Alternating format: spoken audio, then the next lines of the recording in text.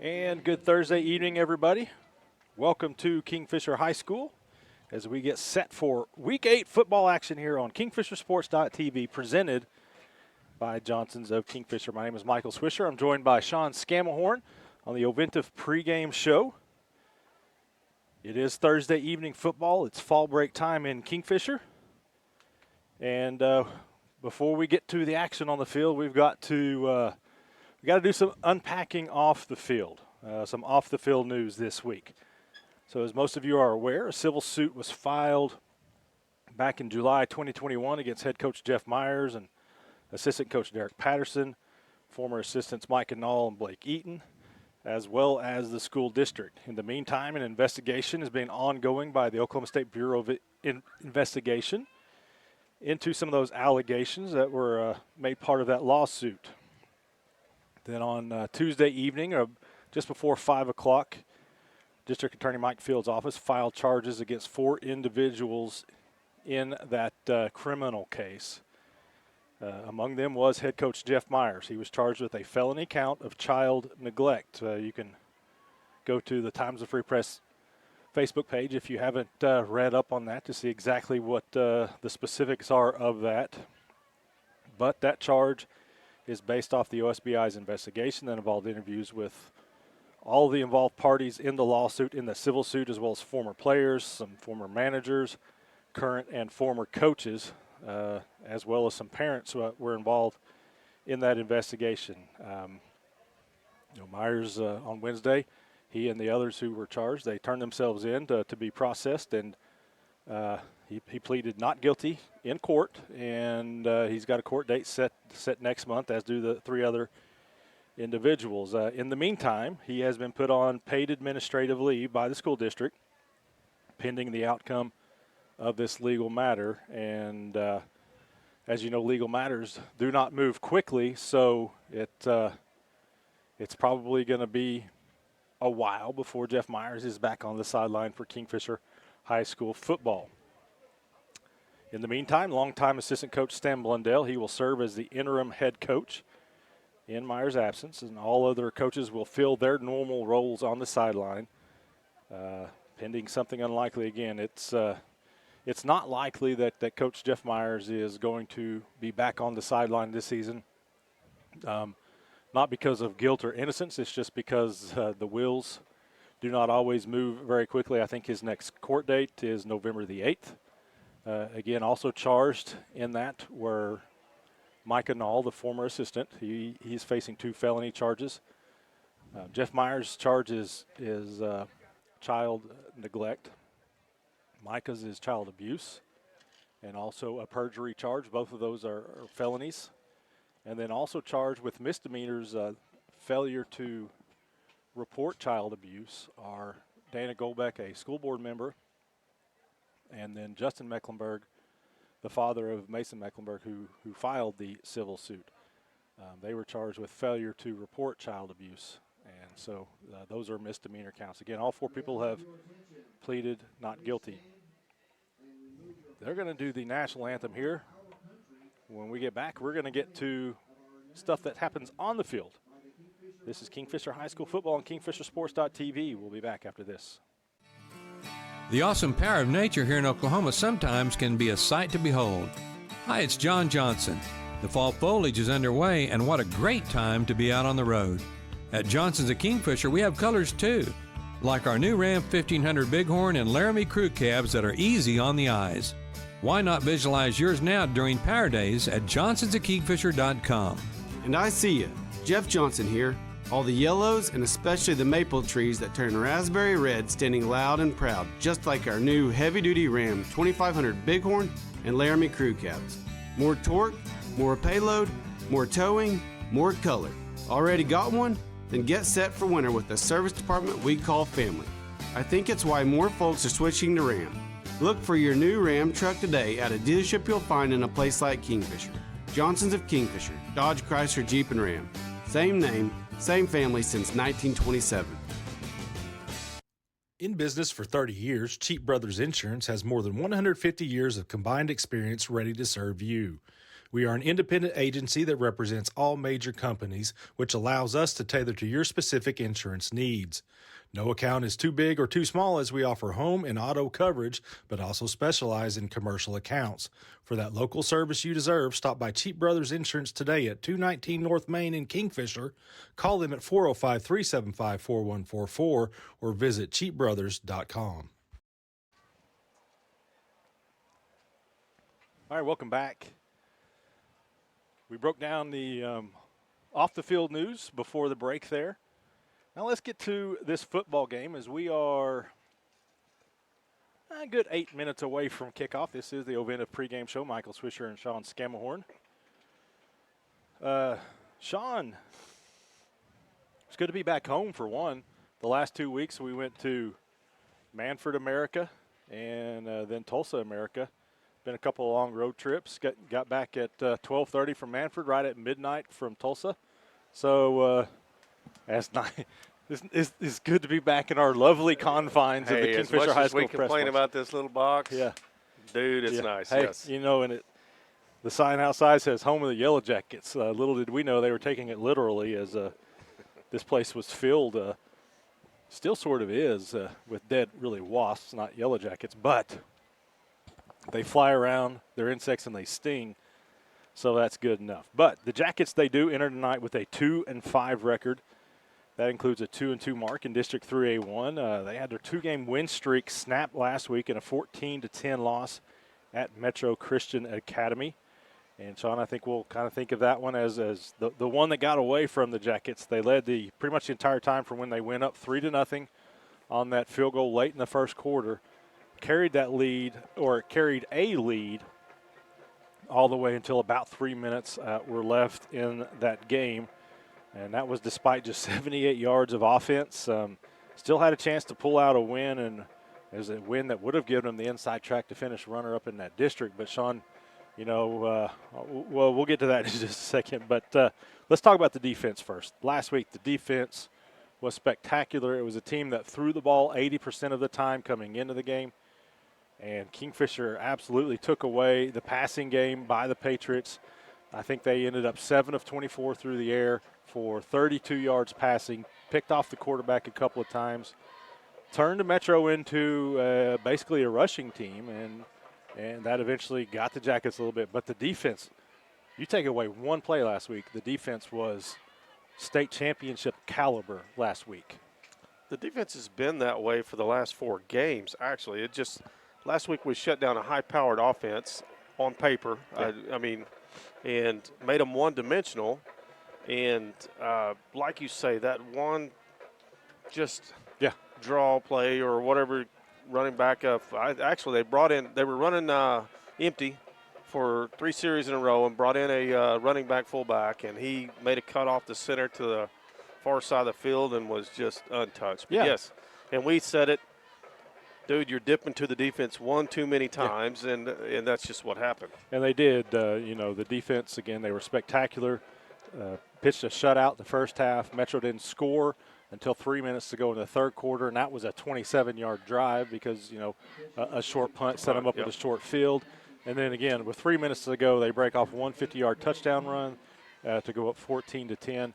And that was enough for the Patriots as the offense just could not get anything going. And, Kingfisher had one big play on the night. It was a 63-yard touchdown run by the quarterback, Jet Birdwell. But outside of that, the Kingfisher mustered 15 total yards of offense, minus 1 yard passing through the air. The passing game was a non-factor. 13 possessions last week. The Jackets had 1 field goal, 1 touchdown. 1 possession ended with the end of the first half. It was, just a throwaway possession. There was 1 turnover on downs, and there were 8 punts. And, again, you kept asking a lot of the defense. They kept on delivering as we've got the coin toss at the middle of the field there. I want to thank our man Eli Johnson for getting us that shot. So it looks like McLoud won the toss and opting to receive there. So that was last week. Let's go to this week now. McLoud the team we just saw at midfield there. Redskins 4-3 overall in the season. They're 3-1 in the district. So, they're sitting up there pretty good in the district, actually in third place as we speak. They're in a tie with Metro Christian, but Metro's head-to-head win over McLoud gives them that tiebreaker as Metro beat them 34-13. McLoud will play at Perkins next week, a team that has beaten both Kingfisher and Metro Christian already this season. A win tonight keeps Kingfisher in great shape to make the playoffs. Could be the biggest hurdle in finishing third in the district. So this is a big one. This is a team whose style of play has given Kingfisher fits, Sean. They tend to be a little more physical. They like to run the ball. And, no matter the level of Kingfisher's team, this one has tended to be a game closer than what Kingfisher had preferred. What was it, three? I guess it would have been 3 years ago at their place. They had quarterback, tall, lanky kid, and they come out and really put a hammering on us. And I can't remember how we came out. I think we won. But we won, and then last year it ended up a 1-point game. I think 21-20 a year ago. Kingfisher's won 8 in a row in this series, but some of these more recent games have been a dogfight. Let's take a look at our Physical Therapy Central injury report. I'll thank Brandon Trackman and the guys at Physical Therapy Central. And look at that name up top there, Peyton Burnham. So broke his wrist. We thought he was out for the season, but not so fast. He was cleared to play yesterday. He will resume. He was cleared by Dr. McGinnis yesterday. He's got a cast on. It's a better fitting cast for it. It kind of gives him a little bit more mobility with his thumb. He was given some padding for that cast to wear in games and practices. And he was fitted for a brace that he'll get in a few weeks. So Peyton Burnham, he is suited up tonight. I asked Derek Patterson, I was like, what can we realistically expect? Because the young man hasn't practiced in 6 weeks. He's been out here, but he hasn't practiced. So he's like, I don't expect Peyton to play tonight. But we will see. But, Peyton Burnham, again, he broke that left wrist in that loss to Chisholm in the first half. And he said about 6 weeks, and he was optimistic about it. And, we've been calling him out for the season, and he proved us wrong. So it's great news for the Jackets to have Peyton Burnham back. Tanner Parker, of course, is out for the season as he's got that injured knee. Caden Klein back in uniform this week. He's been on concussion protocol, but he's good to go. Before we get kicked off here, we'll do our Cimarron Electric starting lineups.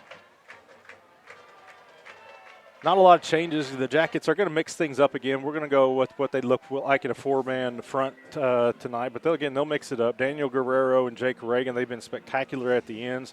Jose Santoyo and Diego Munoz, your defensive tackles. Your linebackers, Jairo Velarde, Ethan Karcher on the outside. Chase Cooper had a big game last week. He's a middle linebacker. Your cornerbacks, Kason Blair, Damian Haynes. Dallin Barton and Hunter Delosier are your safeties, and we'll see a lot of Santiago Ortega. The guys call him Chago. We'll see him out there quite a bit. Cimarron Electric starters for offense. No changes. Bert Haig, Landon Rimpey, Robert Barnett, Diego Munoz, Jose Santoyo are your linemen. Jake Reagan will be a tight end. Jet Birdwell's at quarterback. Dallin Barton, your tailback. Jairo Velarde, fullback, H-back.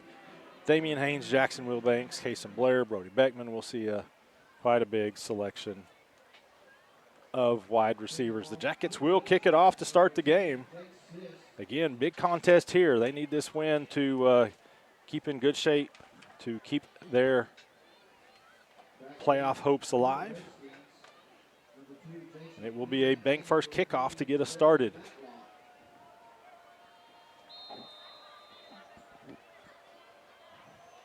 Here we go. Sisk puts a foot into it. It's fielded at about the 14-yard line. Full head of steam. And breaks one tackle. Yeah, really not touched until he got to about the 30, 35-yard line before the Jackets finally get him down. He's out across the 40 before he's tackled. What a beautiful afternoon. Yeah, it is. It is very nice out here. I know I got a pin out earlier, but it's just disappeared on me. So I need you to be able to write that stuff down. Somebody's got to remember. Because you're smarter than I am. So I'll get you a pin. You take care of this. Redskins will start at their 44.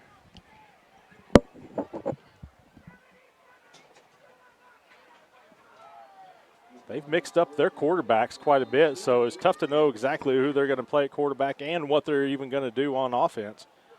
They're going to go to the air, first play, quick pass out to the sideline, good blocking, and it's going to be a first down on the initial play of the game. DeLozier in on that tackle.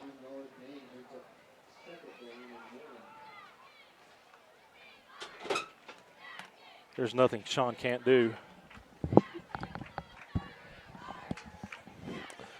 Bring you 2 pins. That way I don't have to hear that again. I know I got one out. It's up here. We'll find it in a little bit. So Quarterback drop back. He's pressured.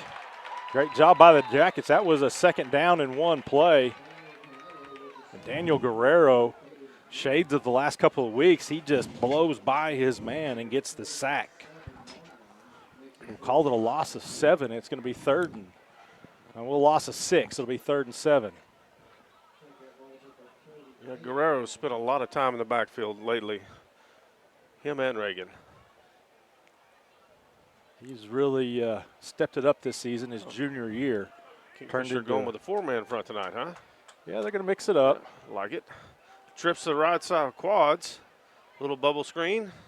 And the tackle's made just short of the first down. Blair in on that tackle, so it's going to be 4th and 1. Redskins already with the decision to make early in this game. They're in Kingfisher territory. Redskins almost 70% run. 2 wideouts to the home side, 1 to the far side. And tonight they've thrown it 67% of the time already. I don't know why they give me these stat sheets. They never really work. 4th and 1. Looking Back to pass. Lots of time. Pass is made. Picked Picked off. Intercepted. Stepped DeLozier. right in front of it. Hunter DeLozier gets the pick. And the 6. Woo!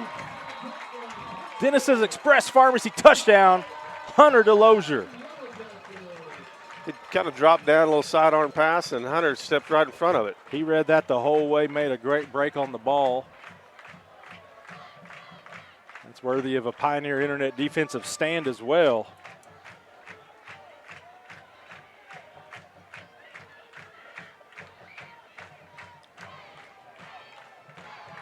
Well, Stan Blundell, your interim head coach, you got a Stan Blundell turnover special right off the bat by the Jackets. Not only got the interception, and Jackets are trying to get their football out there because they scored with McLoud's football. So, hey, can we kick with our ball? Nah, get the other ball.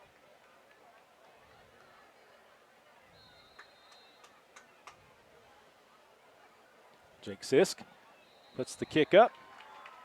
It's good. And your Kingfisher Family Dental and Implant Clinic extra point is good. So just like that, the Jackets strike on defense. 9:50 go to first quarter. It's 7-0 Kingfisher. The Shed Grill and Bar in Kingfisher, owned by locals Brent and Steph Snyder, offers everything from burgers to a variety of salads and specialties such as chicken fried steak, pulled pork baked potatoes, and catfish. We also offer sandwiches, wraps, a variety of tacos, and popular appetizers. Gluten-free and light options are also available, as is a full bar with 6 different draft beers on tap and a variety of Shed signature cocktails. Located at 1505 South Main Street, the Shed is open 7 days a week. That's the Shed Grill and Bar. Good food, good friends, good times. All right, welcome back. Hunter DeLozier, 54-yard interception return for a touchdown as the senior puts Kingfisher on the board, 7-0 against McLoud. There you saw part of it anyway. Russell doesn't give you the whole touchdown. Just kind of a little teaser. Yeah. Going to be intercepted by number showing off. 22, Yeah, Hunter nice. DeLozier. Bank first Return kickoff is 50 in the air. yards. High kick. Filled at the 10.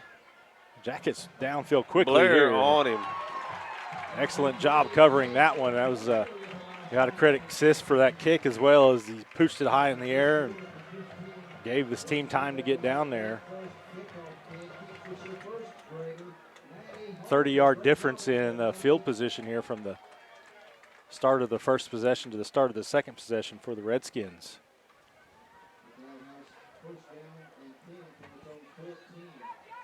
9:43 to go in this first quarter.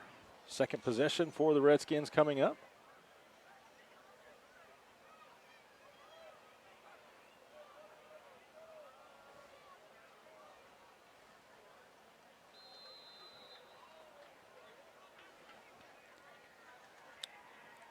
Caden Mendenhall back out at quarterback.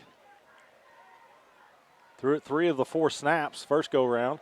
Play action here. Over the middle. Good catch in coverage. Middle of it.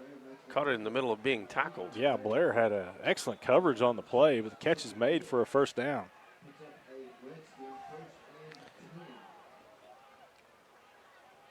Well, they're going to run it every play from here on out to get these percentages to work out.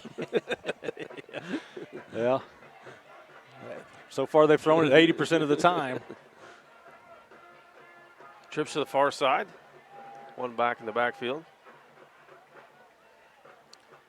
Receiver to watch is number 3. Get it to the tailback. Open tackle Cooper. Oh, that's a Somebody went at him, didn't he? big hit coming in. Blair among those. I'm guessing that's probably Dallin Barton, too. Yes. Yeah, usually when it's a missile like that, it's a good chance that's Dallin Barton coming out of the pile. You got to love it because you know that's how he gets hit, too. So yeah. he's –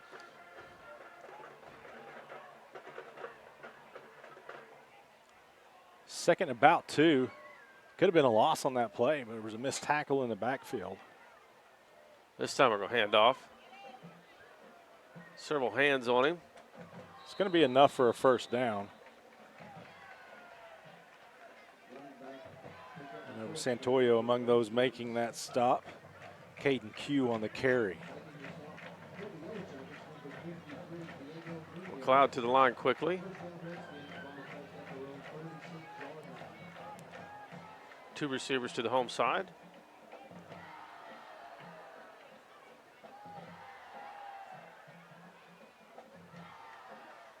Quarterback keeper.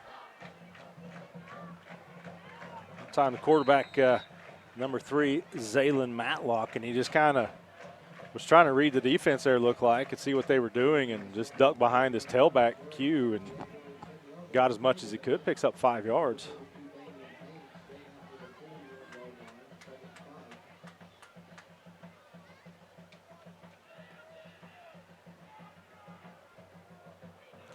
Must have been a Wildcat.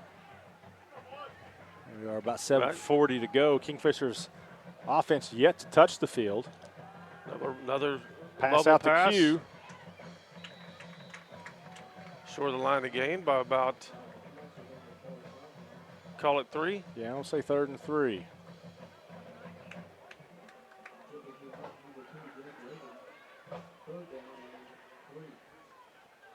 We got on our chain gang over there. Greg Borelli, looks like our mayor, Jeff Kovault. Is that Mark Snodgrass, the other one? I can't tell from here. 3rd and 3. Another pass. That little time, miscommunication. Yeah, he just got rid of that quickly, and there was no receiver there on the receiving end of that as the pass by Mendenhall falls to the turf. Looks like we're going to have a Pioneer Internet defensive stand.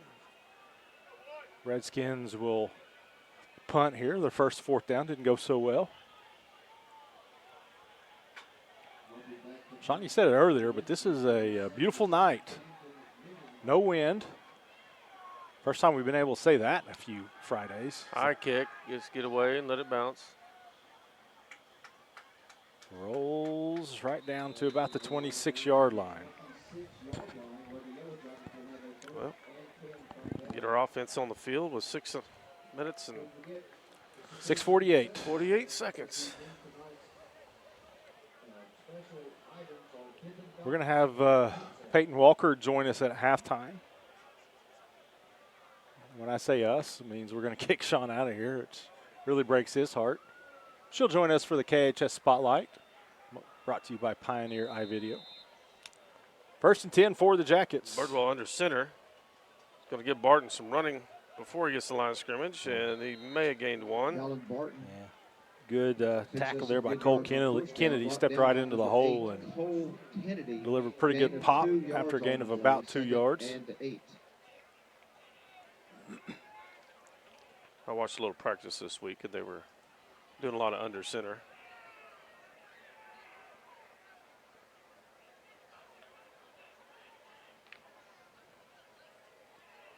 Oh, now they go away with it.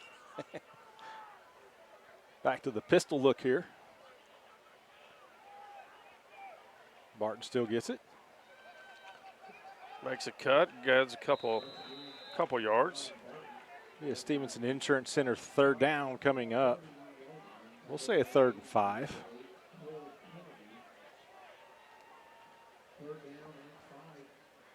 Blair to the sideline. Wilbanks in. Jack is trying to get their personnel set here.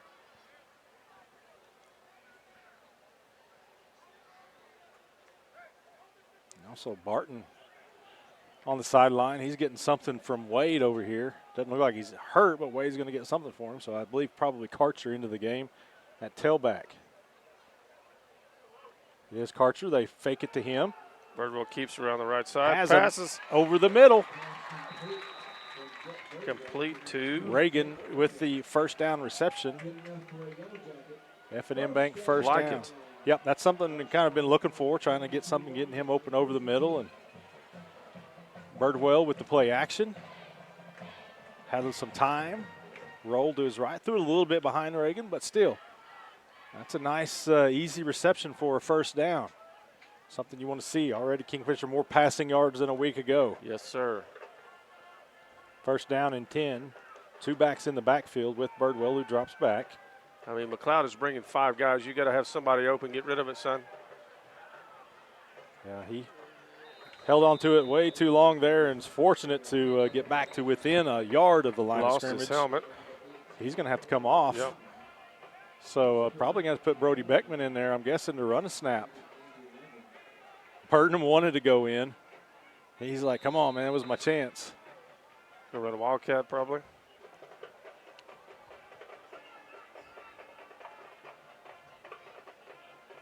It's kind of looking like it is maybe Barton's going to take the snap here. Jackets, of course, could call a timeout. Already 15 seconds in the play clock. Play clock's running. They get in the huddle. They're going to have to hustle to the line as they're down to 9. 3 seconds. High snap. Barton catches it. Cuts it up the middle. Hey, how Still about on that? his feet. Look what we found. Barton with a 13-yard. All right, let's run it again. 1st down run. You know, he missed the previous play. He was getting something checked out. Now he comes back to the sideline after that run, but Birdwell able to come back into the game. He had to just sit out that play after he lost his helmet, which is required. A couple of 1st downs, though, F&M Bank 1st downs on this drive by the Jackets. Clock's running, 3:49 to go 1st quarter. Fake to Barton. Birdwell going to keep it on the ground. Birdwell's got room to run over there, and he does. Might be just short of the sticks. Matlock came flying in and sawed him off right at the shins, but About 2 yards. he's going to gain 8 on that play.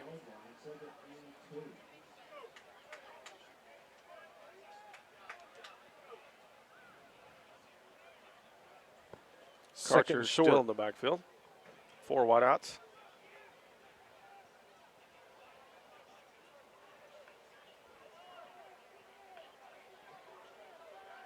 Birdwell calls the play. Long pass over to That's Blair with Blair. the reception. Good block. Another F&M Bank 1st down.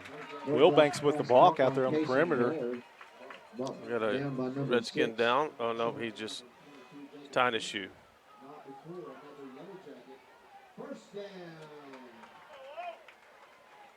Ball placed at the 25. 1st and 10 at the 25 for Kingfisher. 3 1st downs on this drive. Wilbanks in motion, gets the sweep, toss sweep, or whatever you want to call it. Only gets Z sweep. maybe one there. Karcher had about 3 Redskins to try to block there, and he did his best to get one of them. Say a gain of 2. Kent says it must be right, right? I would say so.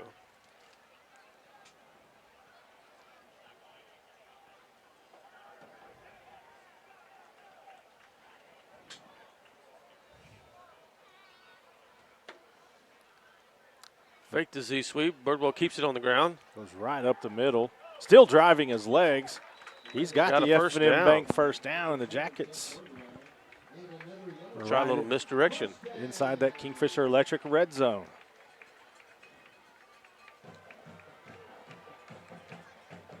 First down and 10 at the 14 now.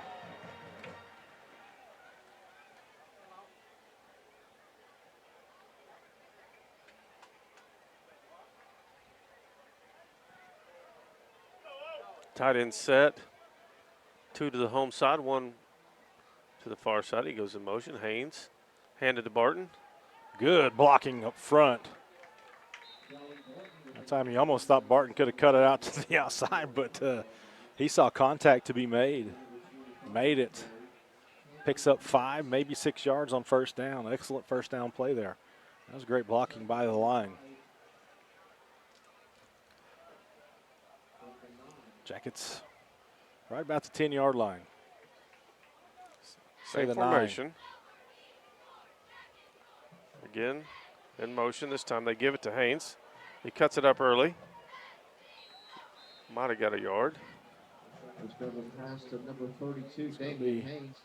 We'll say a couple, so it'll be third down. Stevenson Insurance Center, third down and about 2. 40 seconds to go here in this first quarter. Again, this is Kingfisher's first drive of the game. They've already chewed 6 minutes off the clock. That's an excellent drive right there. Still waiting for the play. 22 seconds on the play clock.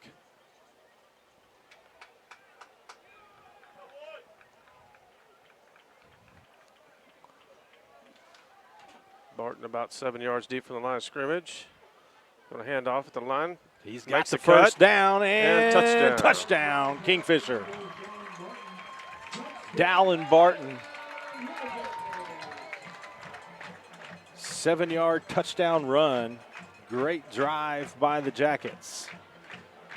Mixed up the pass and the run. They were effective doing both. Converted some third downs.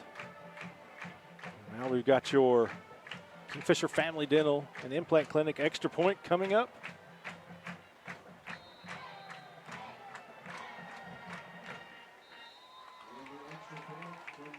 That is up and through. Kingfisher Family Dental get that extra care by calling Dr. Hendricks today. 14-0 Jackets. Just seconds left in this first quarter. We'll be back after this.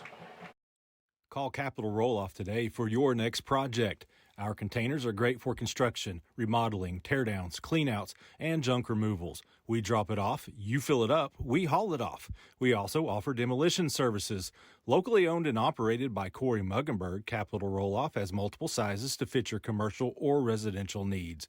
Capital Roll-Off, call us today at 405-375-3333. The High Plains Insurance Agency takes pride in keeping up with the many changes in the crop insurance industry and keeping their insurers informed of these changes. The goal is to help each farmer customize their crop insurance to meet their needs. Thanks for your continued business, and remember, call Amy or Danny at High Plains Insurance in Medford and Loyal at 580-395-2447 or toll free at 1-800-346-4056 for a quote today. All right, welcome back. Dallin Barton caps a 74-yard drive that chewed more than 6.5 minutes off the clock. Excellent opening drive by Kingfisher as they lead at 14-0. I say opening drive and 14 points. That's because Kingfisher, if you're just joining us, has a defensive touchdown already. That one by Hunter Delosier. Bank first kickoff by Jake Sisk. Same kick as the last time. Corners it over by that end zone, high in the air, and this time again, good coverage by the Jackets.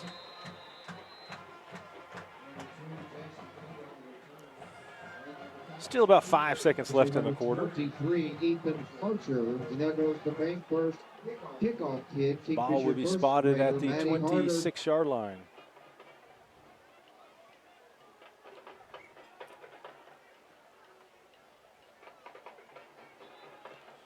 Just saw him possibly Terry Peck, maybe watching on Facebook. She commented on our Facebook page on the post. So if you're watching,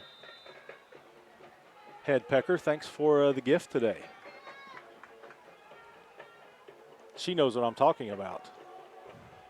Guerrero was in pursuit, couldn't quite catch up, but again, who was that coming in?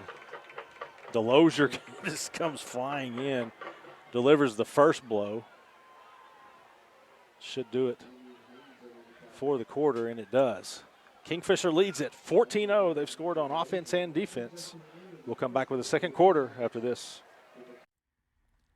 Since 1945, Kingfisher Body and Glass Shop has been operating as a family-owned and operated business that is dedicated to providing you with the highest quality service available. We have stayed true to our roots and remained right here in the same location at 504 North Main Street for over 75 years.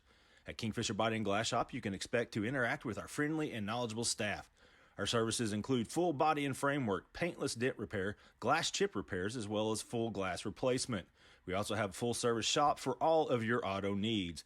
Give Kingfisher and Body Glass a call 24/7 at 405-375-4871. Life can hit hard, but great coverage keeps you on the winning team. Let the experts at Stevenson Insurance Center guide you through the personalized process of finding the right coverage for you, your family, or your business. Personal, commercial, or health, we can service all your insurance needs. Don't blow your coverage. Come see us at 2302 Frontage Road in Kingfisher. All of us at Stevenson Insurance Center say go Jackets! I want to thank Stevenson Insurance Center and all of our great sponsors for making these broadcasts possible. Hope you guys are appreciative of them as well, as we literally could not do this without them. 2nd and 4 to start the second quarter for the Redskins.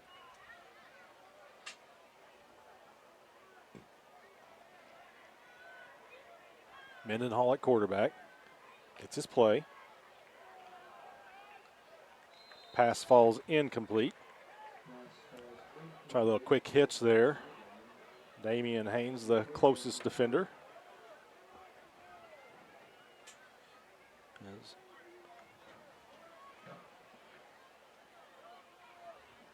It's going to be 3rd and 3.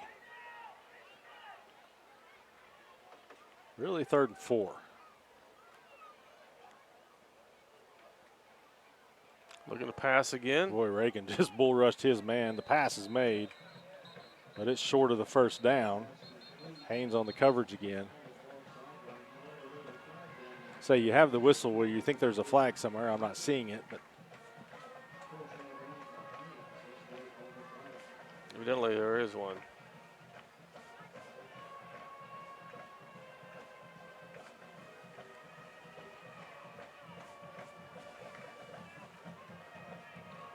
so it's illegal formation against the Redskins. Stan Blundell gets to make his first decision here. Do you want to take the play where it's going to be 4th and about 2, or you take the penalty where it's going to be probably 3rd and 9? You'll take it. Against Stan Blundell, interim coach, Oh, declined the penalty. moved it back to the original line of scrimmage. Is that what they did? Well, he declined the penalty, Oh, so okay. they Then just now go back I up. just, Yeah. I'm watching the number 3 move. Okay.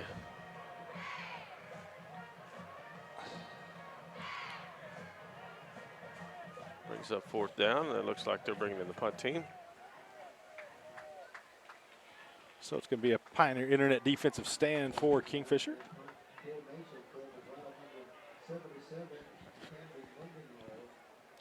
Barton back at his own 30.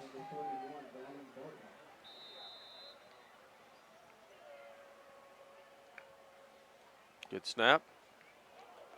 High kick. Martin clears everybody out. That's an excellent roll for McLoud. Goes down inside the 35 to the 34.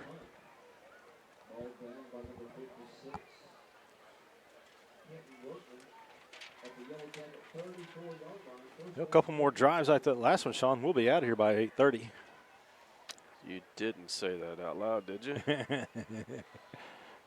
11:40 to go. Second quarter, Jackets up 14-0. Francis Nald is watching.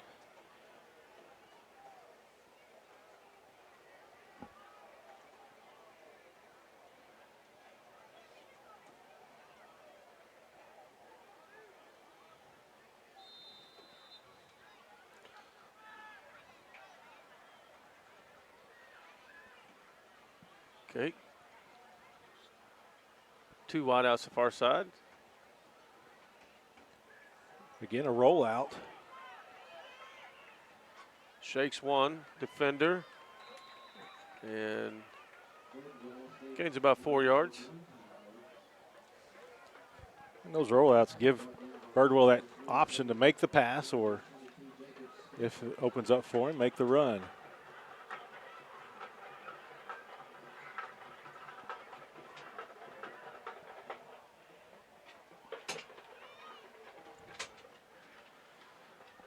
Close to a 5-yard gain.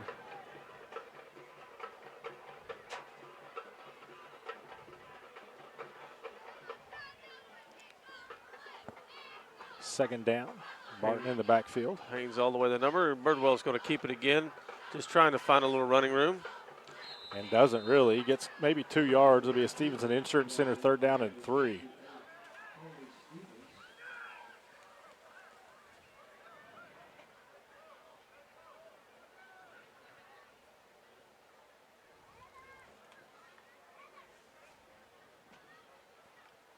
Ortega comes out. Blair and Haynes to the home side. Velarde also in the backfield. He's going to be the lead blocker. Boy, Just tripped up. Yeah, it looked like he was going to get Yep. it. That was an excellent tackle. I think that was number 8 coming in, Cole Kennedy. And took away what we thought was a sure first down. So Stan, quickly get to the line. Stan Blundell, so let's go for it. We'll see if they don't try to get. Bardwell under center. I think he might have fell forward for it. Yep, and he gets the F&M Bank first down. Nice job there, no hesitation. Stan said, "You close, go get it." They got it.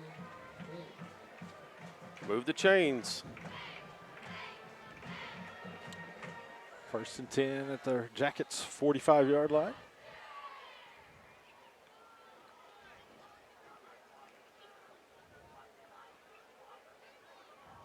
Barton the lone back this time.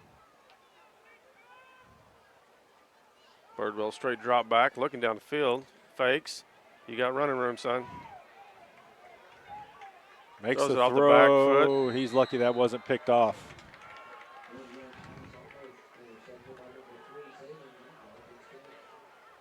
Yeah, I think coach is telling him, hey, look, get that out of bounds. Yeah, and about 4 seconds sooner. Yeah. And try not to throw off your back foot in the air.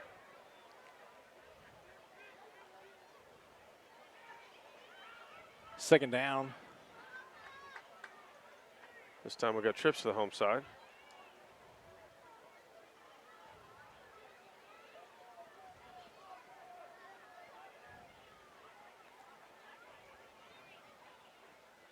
Barton going to stay in and block for him. Yeah, and I don't think his receivers there were on the same page as him. That play was doomed from the start, so it's going to be a Stevenson Insurance Center 3rd down and 10.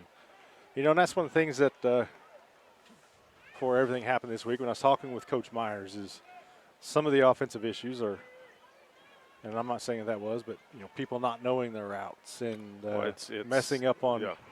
It's Captain Obvious. Yeah, messing up on plays when, you know, they should know the plays by now. As Birdwell rolls right again, looking, just throws it, and he's got to throw that one away. So 3 straight pass plays result in a punt for the Jackets. Yeah, and we were, you know, last week you were running trips and you look up and all 3 receivers are running the same route. Well, it takes one guy to cover them up, and you're like, man. But Blair back to punt. obviously you don't tell them to do that. Good kick. Bad bounce. Bad bounce. 33-yard line.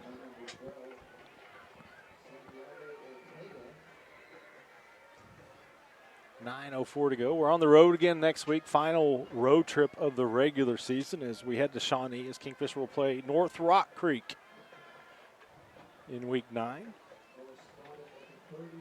Back here with Anadarko for week 10. Jackets can, if they put things together here, on paper, it's 3 games they could and should win and finish 5-5. And when the team's sitting there 0-4, you probably would have taken 5-5. And again, so close last week to really coming into here tonight with a 3-game win streak.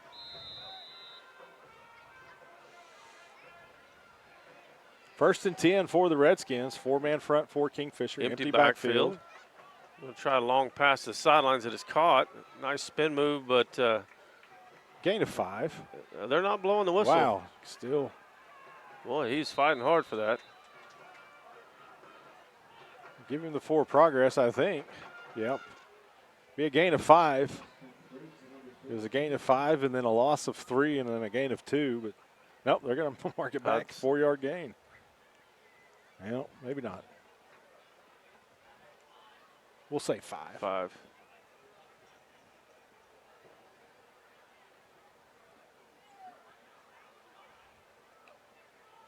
This time they go to the ground.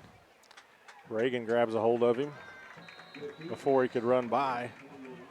Might have made it back to the original line of scrimmage. Munoz also in there. Or Santoyo, excuse me. Yeah, I think no gain on that play. 3rd down and 5 for the Redskins.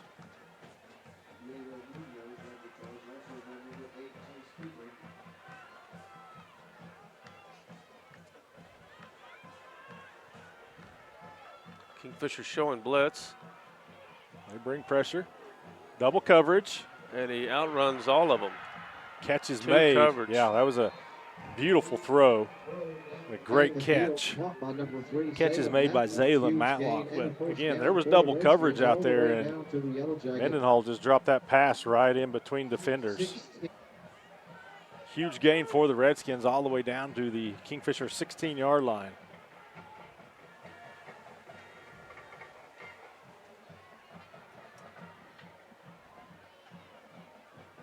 Biggest play of the night for either team.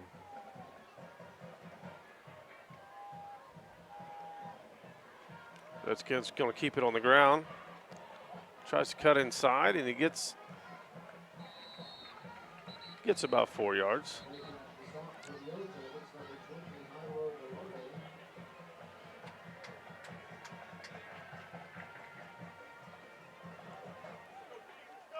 Well, they're going to give him about 4.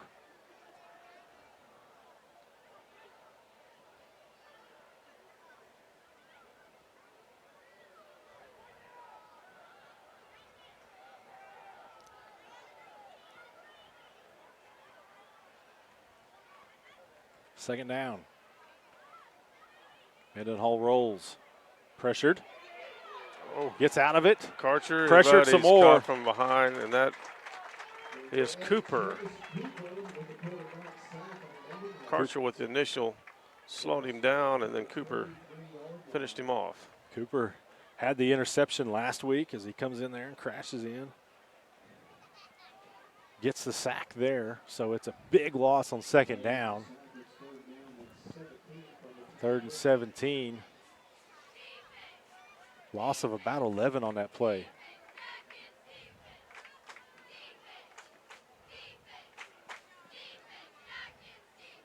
Clock running, 6:15 to go, 2nd quarter. Trips to the home side. He's going to vacate the backfield.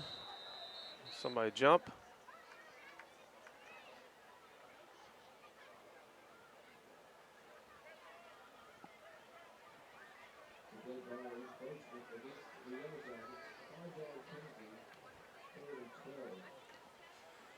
So that was against Kingfisher. Yep. 3rd and 12 now.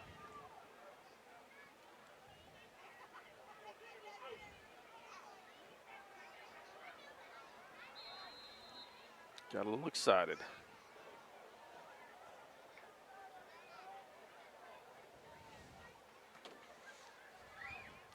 Again, going with the empty backfield.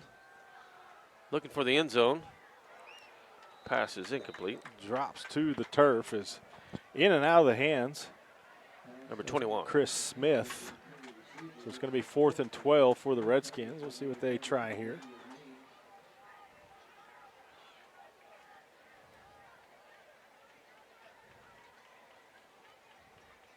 They got a kicking tee up. Bringing the kicker out.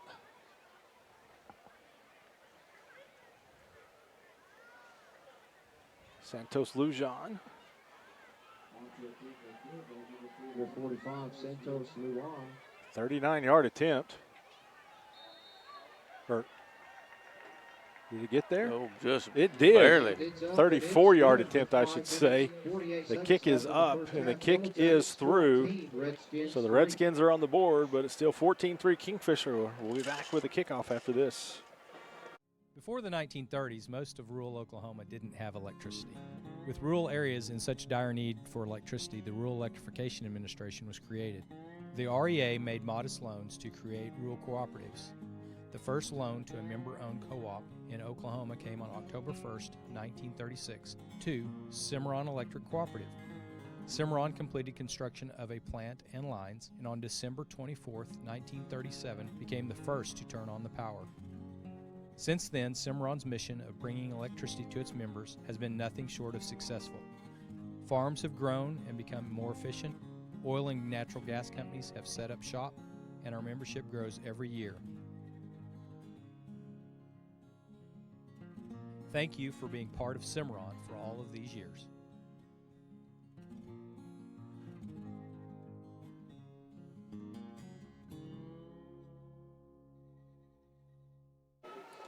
Welcome back, 14-3 Kingfisher. After Llewellyn's field goal put the Redskins on the board tonight. He'll kick it off.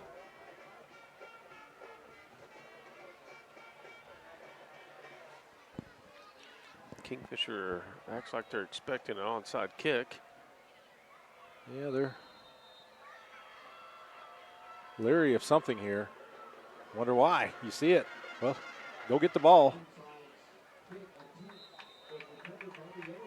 Nice job by Kingfisher, number 34. That is Isaac Oakes. So Oakes grabs that one.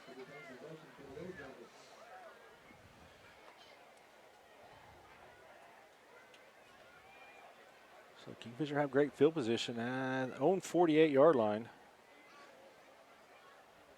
5:44 to go in the half. Kingfisher also will get the ball to start the second half.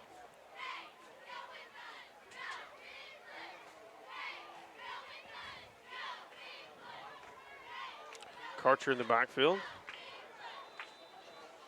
3 wideouts to the home side. Tight end to the far side. Fake to Karcher. Set up a screen. Birdwell evades one. He gets Karcher down the middle. Wide open. Or, excuse me, sidelines on the little back in the outfield, or the backfield. Yep. I just said 3 words right there. I got excited because he's still running. I thought he was down. How about Dennis's Express Pharmacy touchdown? Back out of the backfield for a touchdown? How's that? I'll just be quiet. 52-yard touchdown reception. Ethan Karcher on the wheel route. And he probably wouldn't have had to down right there. Probably wouldn't have had to break that tackle had Birdwell had to evade a sack, so he bought himself a little extra time, made the throw. That allowed the defense to catch up to Karcher just a little bit. But the catch is made, the touchdown is made, and now your Kingfisher Family Dental and Implant Clinic extra point is also good. So the Jackets strike quickly. 1 play, 6 points. 1 extra point. It's 21-3 Kingfisher. We'll be back after this. Myers Real Property offers an array of services to our great customers throughout central Oklahoma. Fill up with fuel or diesel, grab a snack, and choose from our wide selection of drinks at our 4 convenience store locations: Jacket Express in Kingfisher, Warrior Express in Okarche, Whippet Express in O'Keene, and Tiger Stop in Tuttle. We also feature Cowboy Express Fuel and Kingfisher and Tuttle as we provide fuel handling services for farmers, oil field sites, convenience stores, and more. Don't forget about One Day Cleaners and Kingfisher, where we not only offer laundry and dry cleaning for clothing and household items, but we can handle alterations needs as well. That's Myers Real Property, a proud supporter of high school athletics in your hometown. For 70 years, we've been your trusted provider, right here in your neighborhood. You have pride, and we take pride in you with things like supporting local schools to help empower education and school sports to foster a spirit of teamwork. Because when you're with us, you're more than just a customer, you're part of our family, and we strive to help you connect what matters. Pioneer, proudly serving and connecting our communities since 1953. Got the Hall of Famer Craig Patterson watching tonight. I think they told us last week, memory serves, they're watching from Branson, Craig and Carrie Lou. Rough week for them going up to Branson and hanging out all week.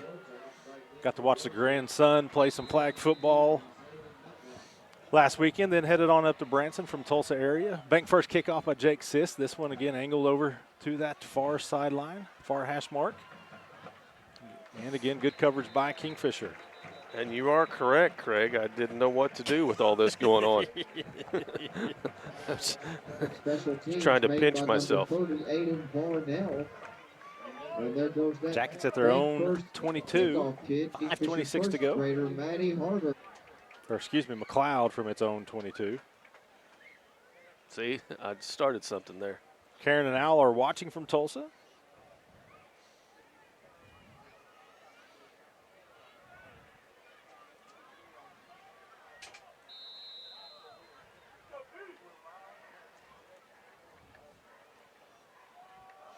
Time they're going to go on the ground. Evades a tackle in the backfield. Number 14 gets the carry for the Barton in on that tackle. For 31, Dallin Barton. Ball spotted at the 25-yard line. Second down and 7. Gain of 3. Karen and Al hoping this is a do not deny the Kingfisher Yellow Jackets game. Well, so far they're not being denied. Fakes the handoff. Pass is high. Slant route. Pass was intended for number 3, Zaylen Matlock. Sails over his head, brings up 3rd and 7 from the 25-yard line. So now it'll be 3rd and 7. Got a lot of little cheerleaders in the crowd tonight. They'll be performing at halftime. We'll try to give you a split screen, show that, and our KHS Spotlight. Brought to you by Pioneer iVideo.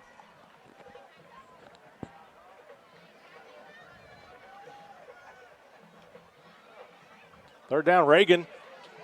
Jake Reagan. Does not let go of him. Big sack. He blew by that left tackle, and left tackle could do nothing but apologize to his quarterback as Jake Reagan gets the sack, and the Jackets get your Pioneer Internet defensive stand. I'll tell you, our defensive ends, our entire defensive front, the defensive ends get to make all the plays, but our entire defensive front has just been fantastic this past month. Oh, a near block. This one Bart's is returnable. Got some room. Wow, he just cuts it up. He's still in on his bounds feet. at the 5. Cuts back to the Touchdown, Dallin Barton. We got Laundry. I'm looking. He's pointing at one of our players. I don't see. Am I seeing any? I think they're just talking to the players.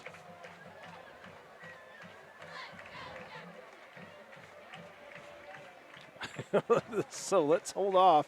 I don't see a flag on the field, but the officials are talking. Dallin Barton right now has a punt return for a touchdown. It looks like the offense is gathering. I do not. There it is on the 30-yard line over there. Man, that's a long ways away from the play. Well, there were 2 Jackets on a McLoud player kind of in that area. And I saw the official talking to one of them. There you see one of the Kingfisher coaches waving his hand in there like, they need to call this flag off. Officials having quite the lengthy conference.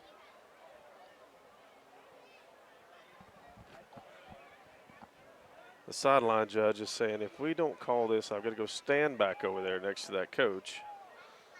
And the other one's going, I got to do the same thing. What mean things is that your coach said Right, to you? yeah. So he And told we'll you this, and so we'll compare that. Whoever's meaner.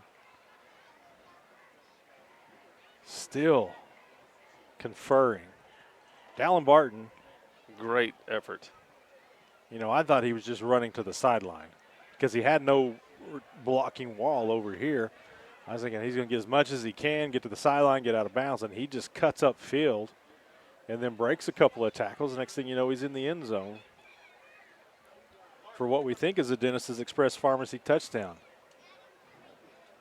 This conference has been longer than some offensive drives we've seen this season.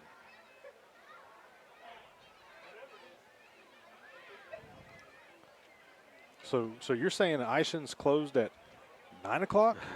So And we should have gone before the game? Here's the number.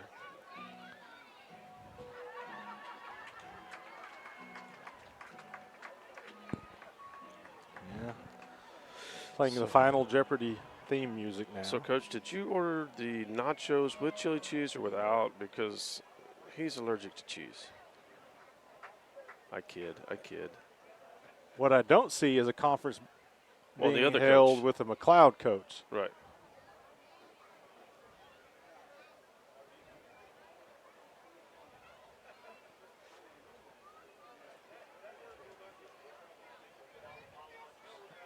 I'm wondering if a Kingfisher player might be out of this game.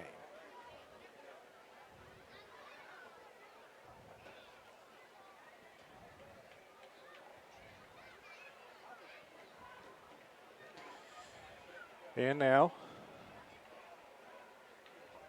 meeting with the McLoud coach. We still haven't seen any kind of signal outside of a touchdown. Hasn't been waved off yet. So, would it be taunting over there, or? Of course, the film. Yeah, I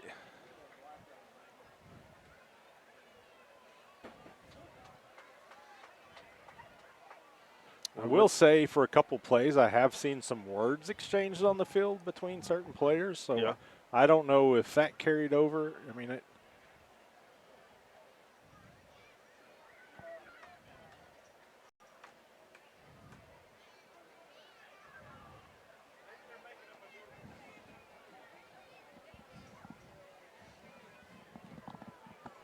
McLeod.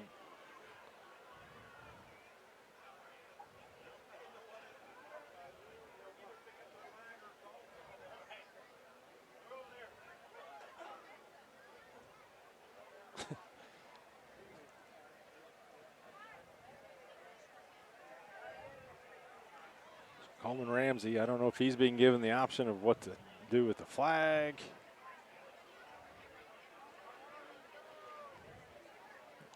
All I know is we've been at this for several minutes now. We picked the flag up.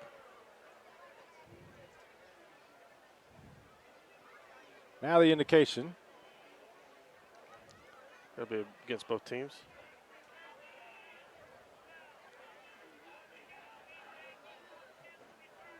So 2 personal fouls.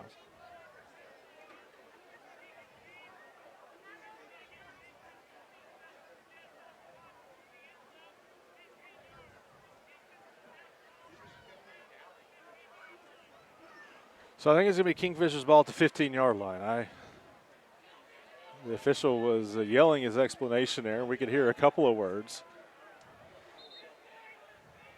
But the touchdown is negated. So after all that, no points. So the Kingfisher has it at the McLoud 15. 4:01 to go in the half. Should be rested. Barton Nowhere to go. loses maybe a yard. I'll tell you what, Cole Kennedy's a player. He's all over the place on defense. Loss of maybe a yard. It is.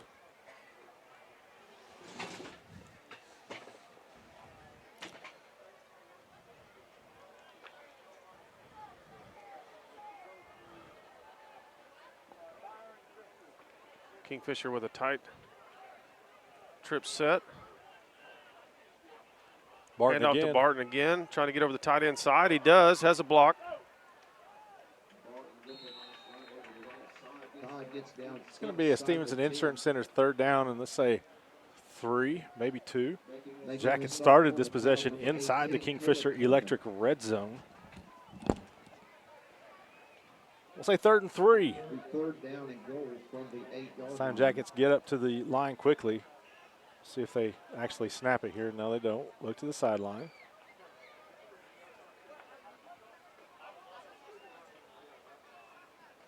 Barton again. Lowers his head. I don't think he got it. 4th and short coming up. Maybe a gain of a half yard. Yep. Maybe. Ball's at the 8.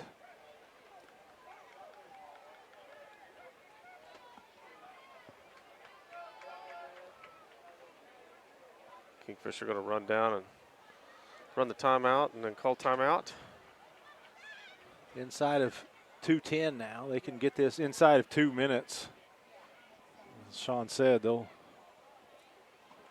call the timeout, talk about things. This timeout brought to you by Medic Pharmacy and Gifts of Kingfisher. I think we decided last week, that entire game, did we have one timeout last week? Called the entire game last week. So sorry about that, Trevor. Russell will make that up to you. But this timeout brought to you by Medic Pharmacy and Gifts of Kingfisher. We can keep it right here.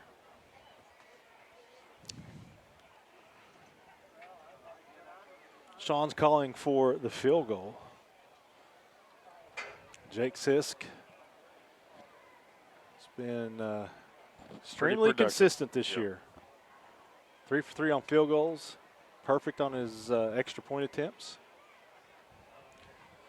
So we know he's capable. The question is he going to kick? Do you see 10 out there? That's what I'm looking for. I do. Okay, I see him. It's going to be about a 25-yard attempt. Yep, puts it right on the 15. Number 10, Jake Sisk, comes on to attempt a 20-yard. Slight breeze. Oh, now we shift out of it. So the Jackets. Oh, we got a penalty flag thrown. Offsides. Well, how's that for an easy first down? Stan Blundell, you sly dog.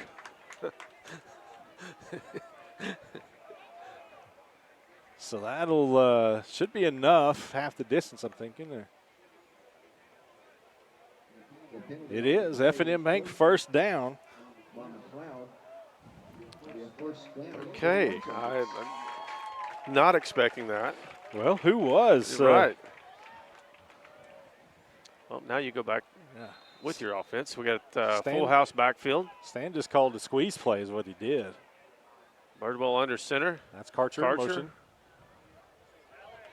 Barton cuts in, maybe a yard short. Good job of Barton just hanging with his blockers, getting as much as he can. It's going to be 2nd down and goal. We'll say he's at the 2-yard line.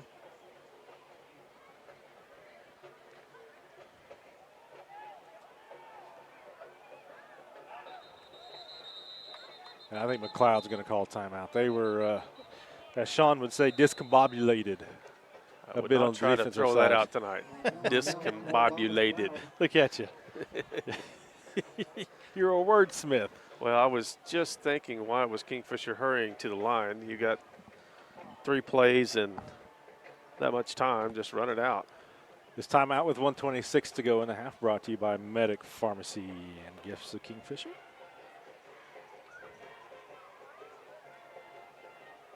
Quite the line of Traegers in there, Medic. Go in there and get grill envy. Go in there and get you some spices. Yeah, like a lot. You got a Traeger? No, that's what I say. I go in there, I get envy. I want one. Maybe Trevor hook you up. You know, I mean, he's mentioned it. He's my next purchase. I mean, that's you know, you gotta get the approval. You don't get that display model. You don't you hide. know? You can't go hide the Traeger in the old gun closet. You know. Yeah, that's true. That's true. Well, I hope Erin's not watching.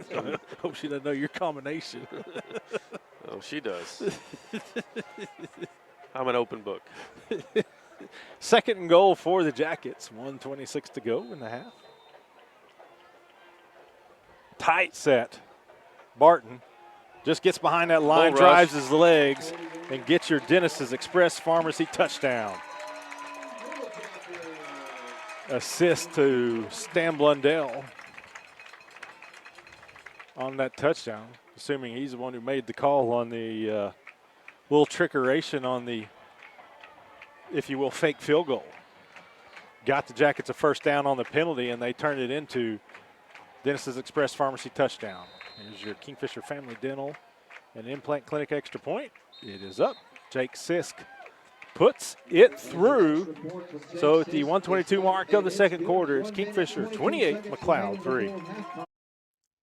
Based in Central Oklahoma, Merit Network Solutions has all the tools to keep you and your business connected with the rest of the world. Owned and operated by Jasper Merit, we specialize in network maintenance installation. That includes installing servers, computers, Wi-Fi, security devices, and more. We have clients in nearly every line of business in the surrounding area, as well as much of western Oklahoma. No job's too big or too small, and we're willing to travel wherever you need to help make your networking needs a reality. Visit us at meritnetworking.it or 405-368-4486. Born and raised in Kingfisher, Dr. Drew Hendricks returned to his hometown to take over the Kingfisher Family Dental and Implant Clinic. Dr. Hendricks has taken the practice to new heights with his state-of-the-art facility, now open at 2700 South Frontage Road. He and his upbeat, fun, and caring staff offer cleanings of all sorts, implants, crowns, bridges, dentures, filling procedures, root canals, and much more. We love to see patients of all ages. That's the Kingfisher Family Dental and Implant Clinic. Call 405-375-4949 for an appointment. And be sure to visit our office at 2700 South Frontage Road. Eli Johnson fan club below us wanting to know, when's Eli coming down? So is Eli up above you doing the camera? Yeah, the man is up there. Bank first kickoff by Jake Sisk, who just put through the extra point on Kingfisher's fourth touchdown of the game. That's going to bounce. Caught it on the bounce. Yeah, Still on his feet. Spun out of a tackle. Jack has just a couple of really lazy arm tackles there. Not much. Finally got him corralled inside the 30 at the 29. And once again, there goes that bank first kickoff kid. Minute 17 to go. Maddie Harder. To begin their next possession, McLoud has first and 10 from its own 29-yard line. Coach Patterson, I will let you know I was a spelling bee champion. I don't know how you would have read it. I watch you write over here. He says we can't use words we can't spell.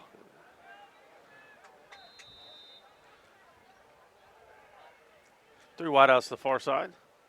Mendenhall drops back. Pressured. That time Guerrero and Reagan just met at the quarterback. And you might not want to let him up right now. He's looking at his knuckle. Yeah, they had a meeting, and Mendenhall was their conference table.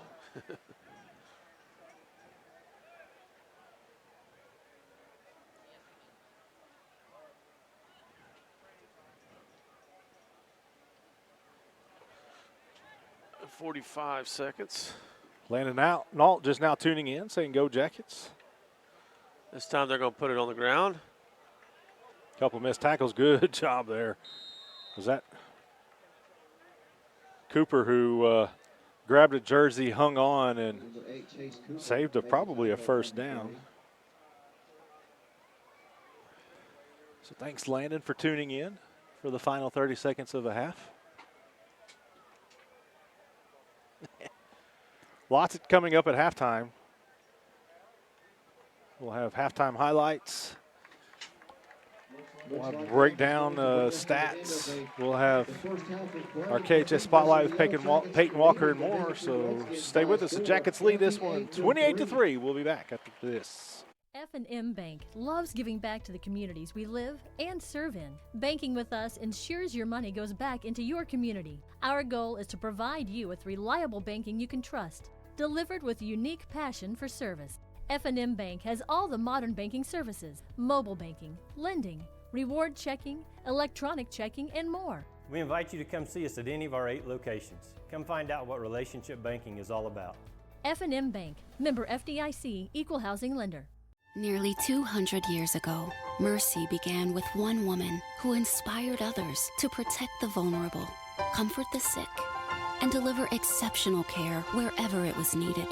This ministry still endures today with the same mission: to share God's mercy and make your life our life's work.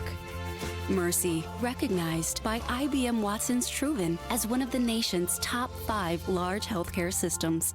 Again. All right, welcome back. Mercy Hospital Kingfisher halftime show. Michael Swisher, Sean Scamahorn as the Jackets lead McLoud 28-3 in a very productive first half for the Jackets. And Sean, it got started out in a great way, as Bob Stoops would say, in a great way. As on 4th and 1 for McLoud on its opening drive, Hunter DeLozier steps in, picks off the pass, and goes into the end zone. And Pick six. Been all Jackets since then. Yep, ever since first defensive play, and then stop them again. Offense comes out, moves the ball down the field, and right now you're a pretty good half of football for Kingfisher. Excellent half of football for the Jackets. They have 69 rushing yards on 17 attempts. McLoud, 7 for 3 yards. Been there. Through the air, Birdwell much improved tonight. Again, they're calling some things that are opening up for him. He's 5 of 8 through the air for 79 yards. So Kingfisher, 25 snaps, 148 total yards. You've doubled last week's production, and really, again, 80% of last week's production came on one play. So you're really outdoing what you did a week ago. McLoud, 8 of 13 through the air for 88 yards. So 91 total yards for the Redskins, whereas Kingfisher's got 148 total yards. Look at some individual stats here. Again, we said Birdwell 5 of 8 for 79 yards. Carson with the 52-yard touchdown reception, and that was Scamahorn's call of the year on that play. Tongue-tied. Kason Blair, Jake Reagan, Jackson Wilbanks, Damian Haynes all have one catch each. Dallin Barton, 11 carries, 44 yards. Jet Birdwell's carried it 6 times for 24 yards. Let's look at some tackles. Haynes with 4, Jake Reagan with 4. Of course, he's in on a couple of sacks. Karcher with 2, Dallin Barton with 3, Munoz 2, Santoyo 2. I was looking for Guerrero. He's in on 3. Of course, you know they've been feasting on the quarterback the last couple of series. So again, a big half for the defense as they keep McLoud out of the end zone. Can we look at some first half highlights? These are brought to you by that guy right there, Chad Burnham, your Edward Jones financial advisor. We'll see what Russell's got cooked up for us.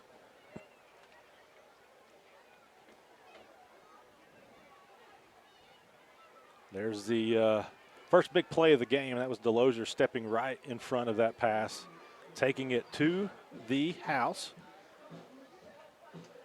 Nice little spike there. So the Jackets on the board with that. Dallin Barton getting into the end zone. As the Jackets quickly went up 14-0 in this game. Then the defense showing out. Chase Cooper cleaned up that sack.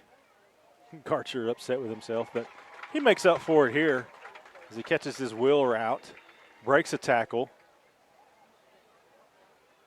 and then gets into the end zone for a touchdown for Kingfisher. That put him up 21-3. And then this one, Dallin Barton, the final touchdown of the half. That one with your Oventive sideline cam. Is this the meeting? That's the meeting of the minds. Yep. And here's your junior cheerleaders. That was those were your halftime highlights brought to you by Chad Burnham.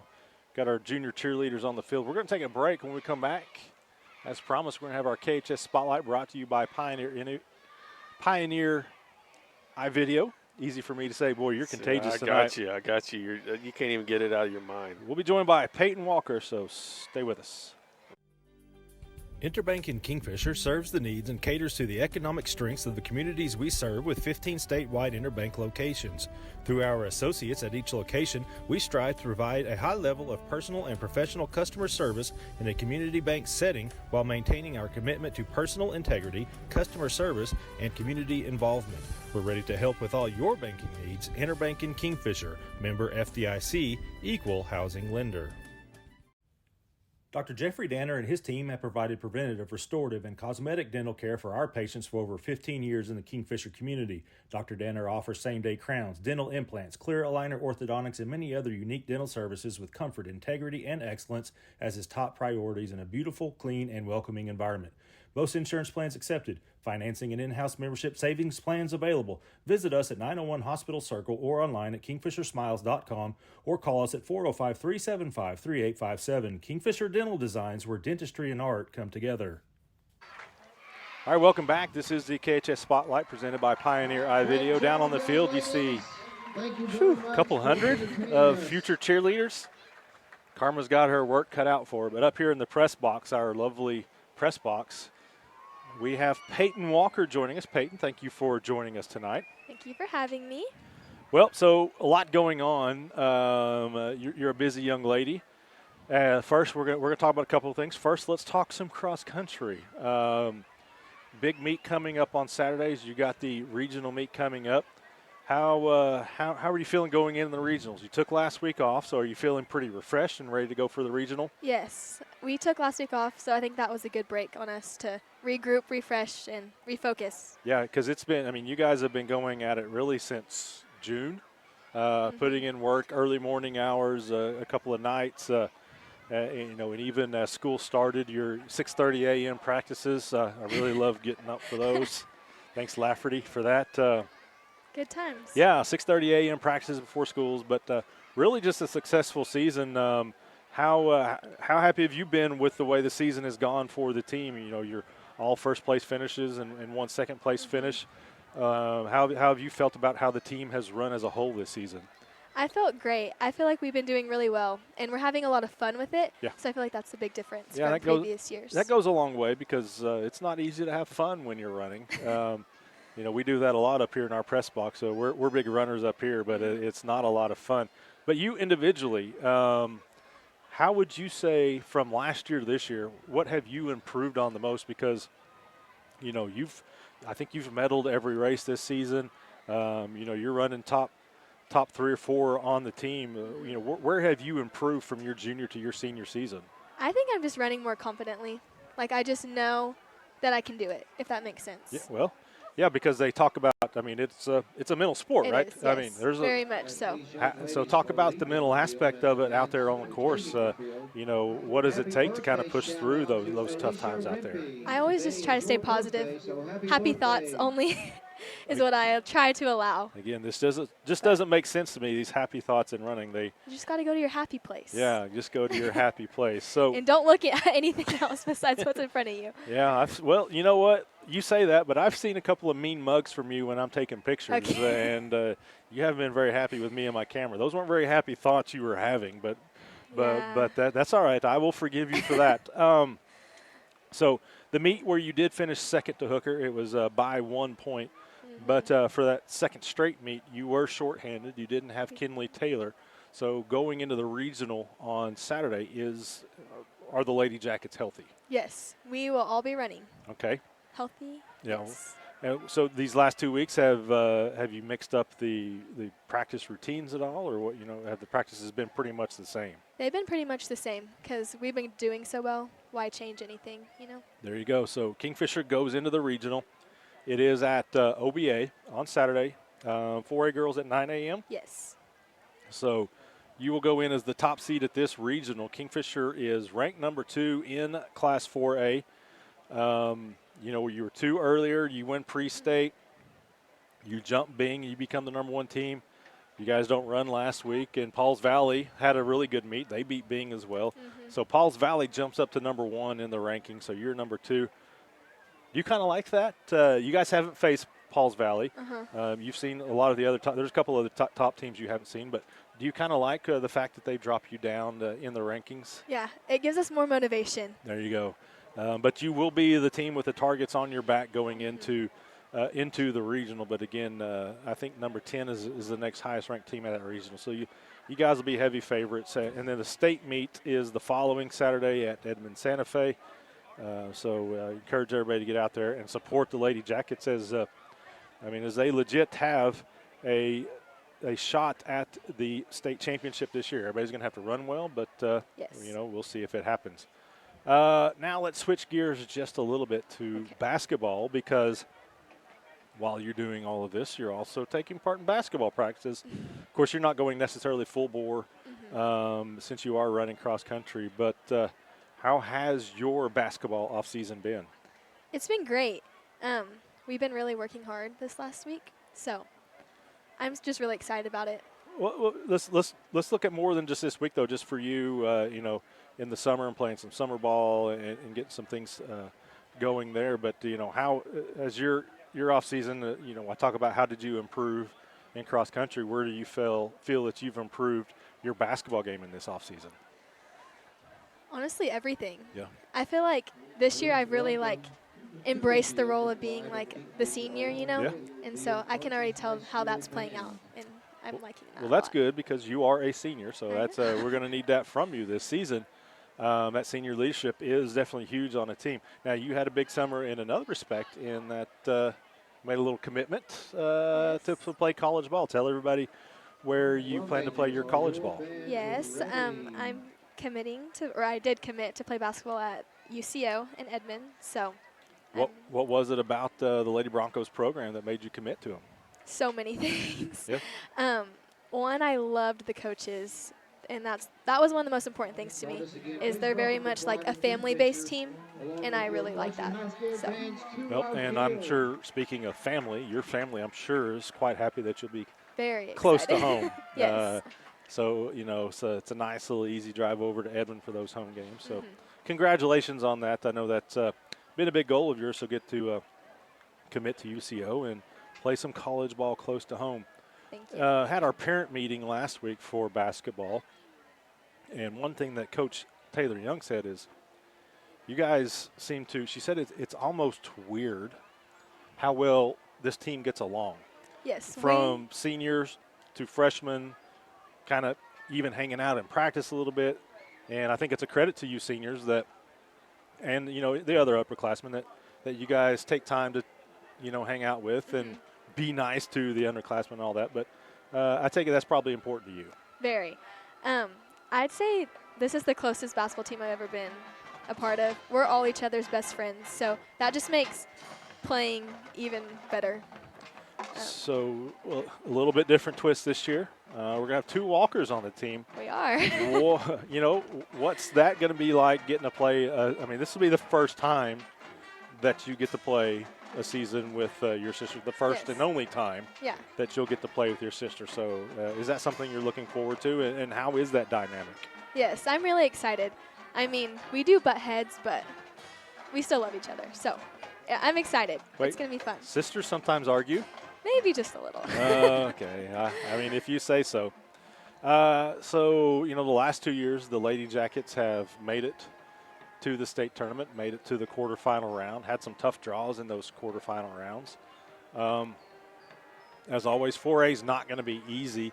You've got the reigning champion, Bethany. They've got pretty much everybody back. But outside of Bethany, do you – and I'm not saying you don't have a chance to get against Bethany, but outside of Bethany, there's a lot of teams. There's a lot of question marks. So you've got to feel pretty good about a team that you have coming back, and the chances that you guys have to make a late postseason run. Yes, I feel great. Honestly, I really feel like we can get our goals that we're looking forward to.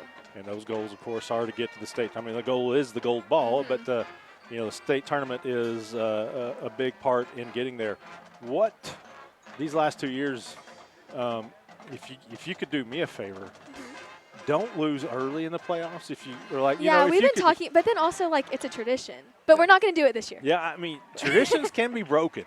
See, you guys can win a regional championship. It is okay. This year, it is okay, and you can go ahead and win the area championship. I promise you, it'll work out fine if you do that.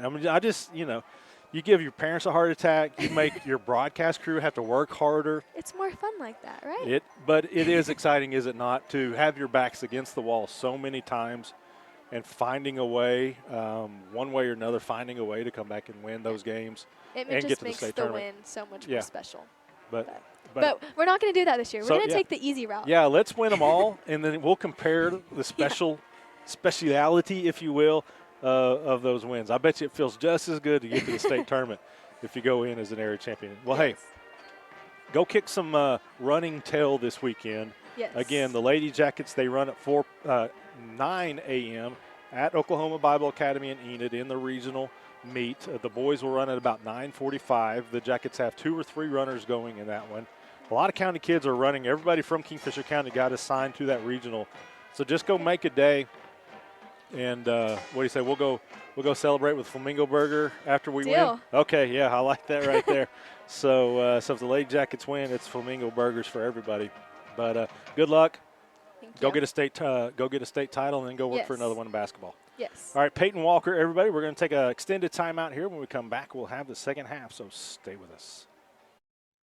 Wheeler Brothers Grain Company was founded in 1917 by Frank and William Bill Wheeler. Today, it boasts 19 grain elevator locations with storage capacity of more than 20 million bushels in central, western, and northern Oklahoma. That includes Kingfisher, Omega, Loyal, and Reading. Wheeler Brothers is also involved in fertilizer and chemical application, feed sales, and seed production. We also have several certified crop advisors ready to assist farmers with their needs. Visit our website at wheelerbrothers.com for more information or stop by any of our locations today. Your health is our health. If you are in pain, are recovering from surgery, or have had to postpone a surgery, Physical Therapy Central is open. We take the health and safety of our patients, employees, and the community seriously. Our clinic is clean and safe so you can get the health care you need. Get back to work, back to play, and back to life faster with Physical Therapy Central. Schedule an appointment today at ptcentral.org or call 405-375-5654. Dennis's Express Pharmacy in Kingfisher offers fast, friendly service, including free delivery, free mail-out, free blood pressure, and much more. Come see us at 1308 South Main Street. Our convenient store hours and drive-through window make it easy for you to shop for your healthcare needs. We're proud sponsors of all Kingfisher activities, programs, students, and staff. Dennis's Express Pharmacy says, go Jackets! Merge Realty in Kingfisher is capable and ready to assist you with all of your real estate necessities. Whether it's residential, commercial, farm and ranch, or property management, Merge Realty can help you address those needs today. Merge Realty services Kingfisher and the surrounding areas and beyond.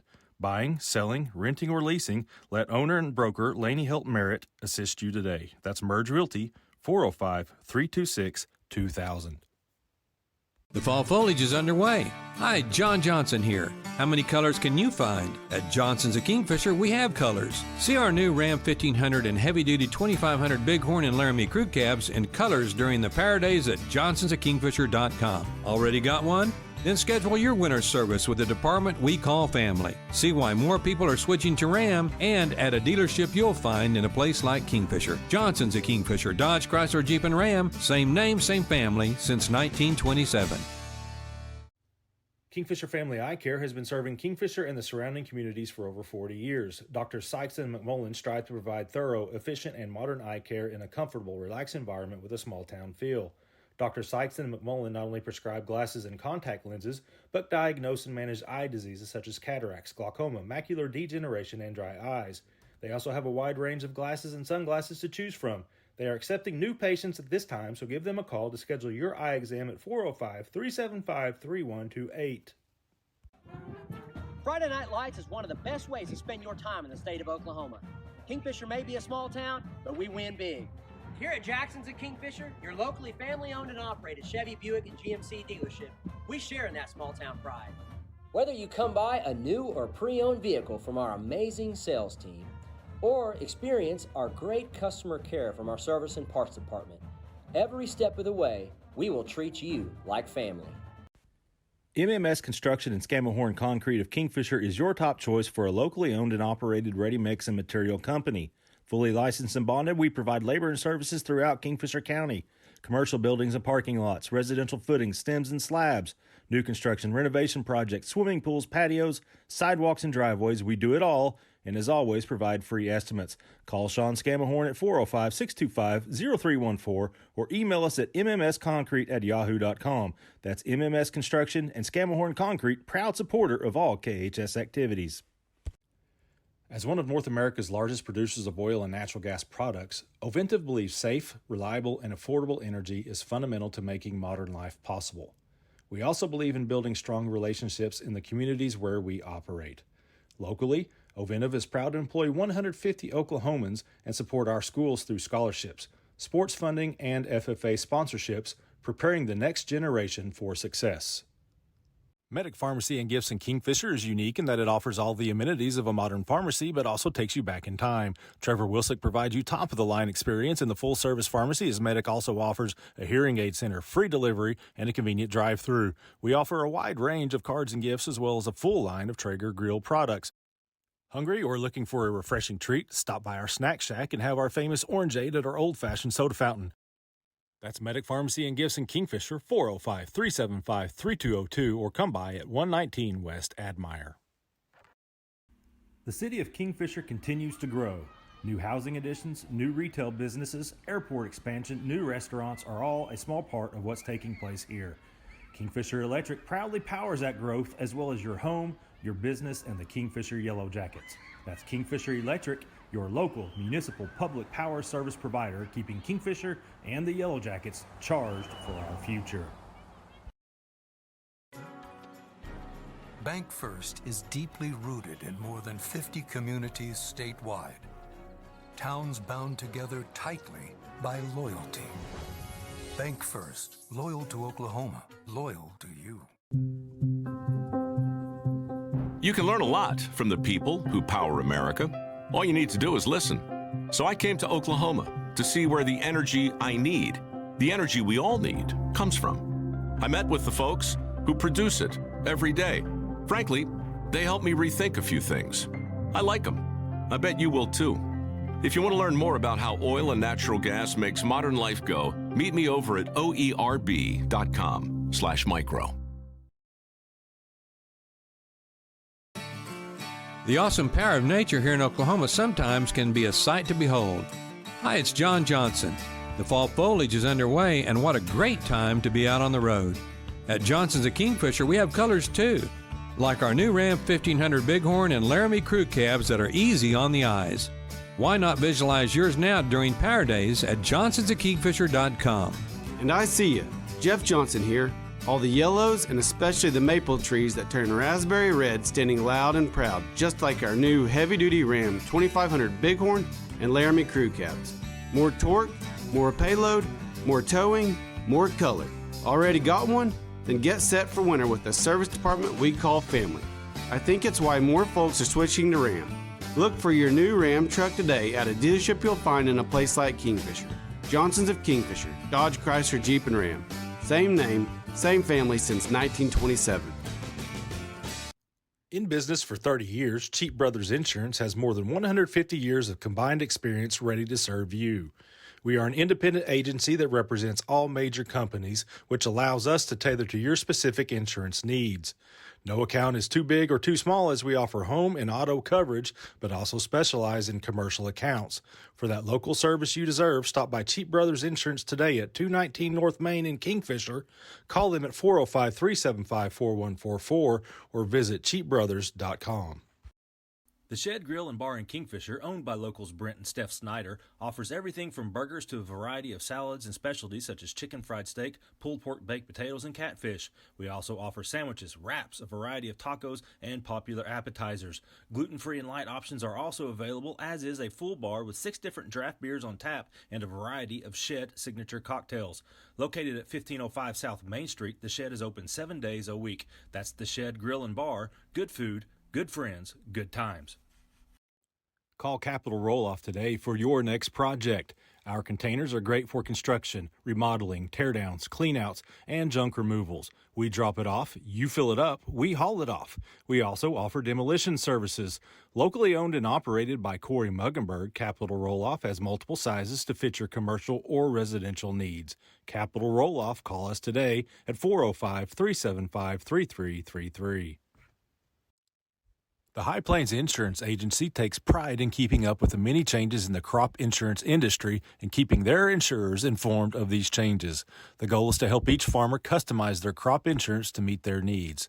Thanks for your continued business, and remember, call Amy or Danny at High Plains Insurance in Medford and Loyal at 580-395-2447 or toll free at 1-800-346-4056 for a quote today. All right, welcome back. Getting ready to start the second half. Good news is Kingfisher leads at 28-3. More good news, the Jackets will get the ball to start the second half, provided we get the kickoff. Yeah, they, again, McLoud lining up just as they did after they kicked the field goal, lining up what appears to be an onside kick formation here. Isaac Oakes recovered at the first go-around for the Jackets.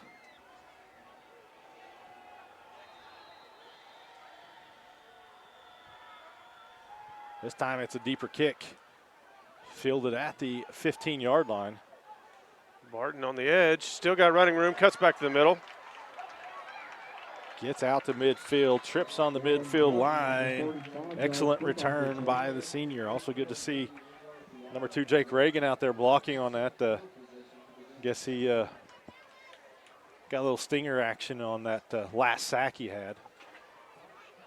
The Kingfisher, great field position to start the second half of a game. They're winning 28-3. This is Kingfisher High School football presented by Johnson's of Kingfisher. Let's see what kind of momentum they can bring back from the second quarter. Motion across. That is Barton. Not much there, but falls forward. Is going to get 3. It's like the wind's picking up a little bit. Yes, sir. Just noticed that with my piece of paper flying across. Well, I know Russell wasn't dripping with sweat over here, so got a little airflow in here. He was hurting to start the game. We're going to open that door. Russell talks, you jump. Yes, exactly. Barton again, just trying to find some, and goes nowhere. When you see his feet come backwards, yeah, he might have got a half yard. And that was Kennedy on that tackle. Again, he's been a little bit everywhere for this defense tonight for the Redskins. Barton's going to get a breather on this Stevenson Insurance Center third down. Karcher's in the backfield. 3 wide outs to the home side. Birdwell rolls to the home side, looking downfield. And good defense there.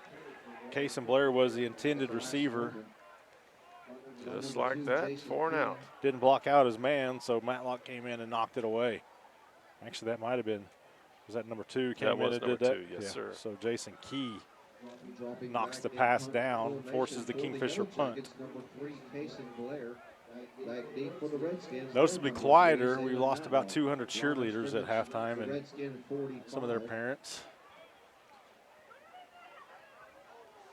Barton has to come back out for the punt team. He was like, hey, you guys gave me a break. And good snap. Blair just kind of pushes it down there. It's going to roll to about the 22-yard line.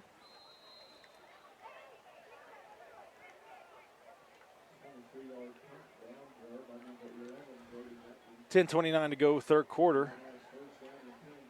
It's week 8 football contest.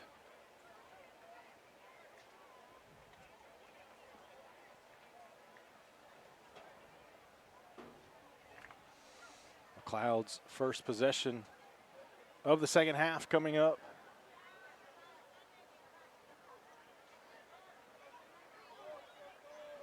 Mendenhall back at quarterback, got that left wrist taped up now. Going in the air again, a little sidearm throw. Yeah, Reagan was right in his face. Completions made between Blair and Barton. Pickup of 8.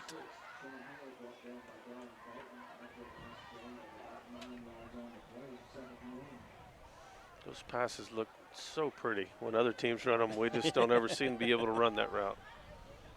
It's dangerous.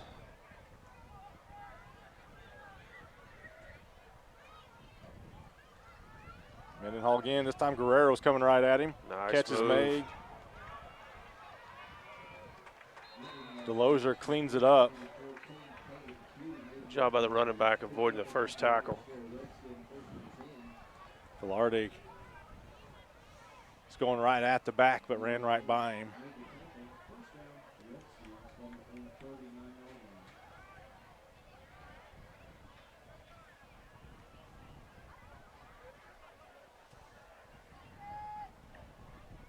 McLoud staying in the air. Ball's tipped and it's picked off by Haynes. Damian Haynes with the Might have got a interception. face mask. He did not reach for the flag, but interception nonetheless. Goes off the hands of the intended receiver. Damian Haynes snatches it right out of the air. And it's the Jackets' second pick of the night. And both of them have come on the first possession of the half for McLoud.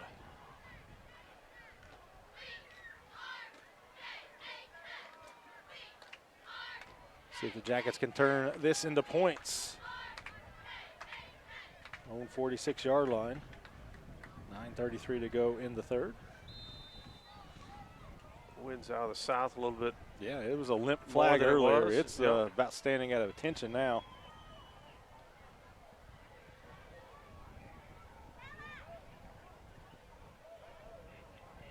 Hardwell's just going to run it.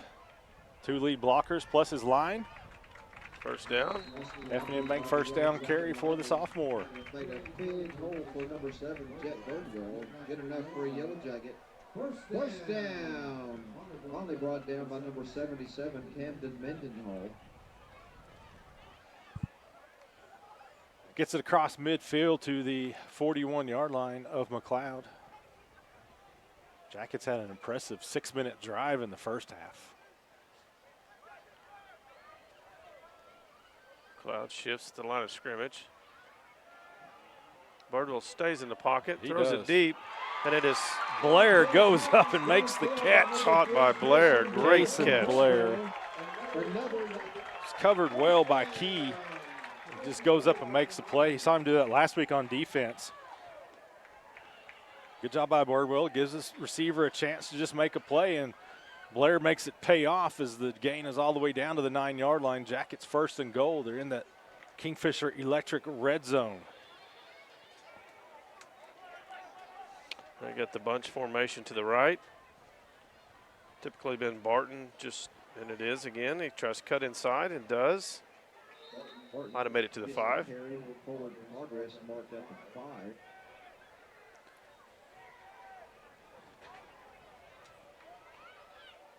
Second and goal from the 5.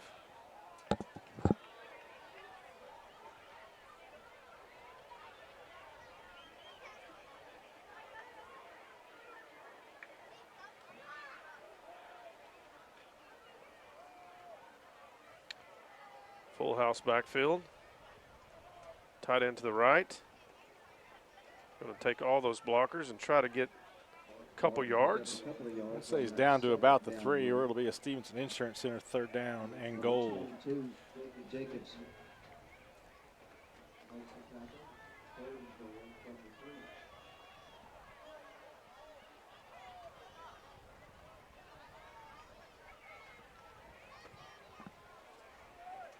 Is it third and goal? Or can we? It is. Nice to see Scammahorn listens to me. I was reading that it just now changed it over here. That was more at Nice, Russell. Nice to see Russell listens to Yeah, the voice. exactly. Scam get all kinds of messages for Russell. Where's my monitor?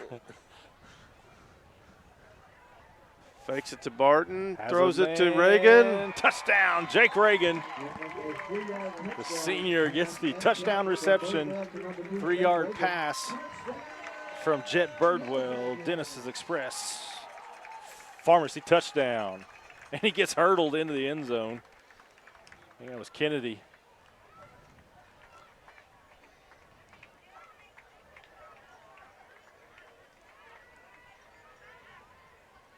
So the Jackets turn the interception into points.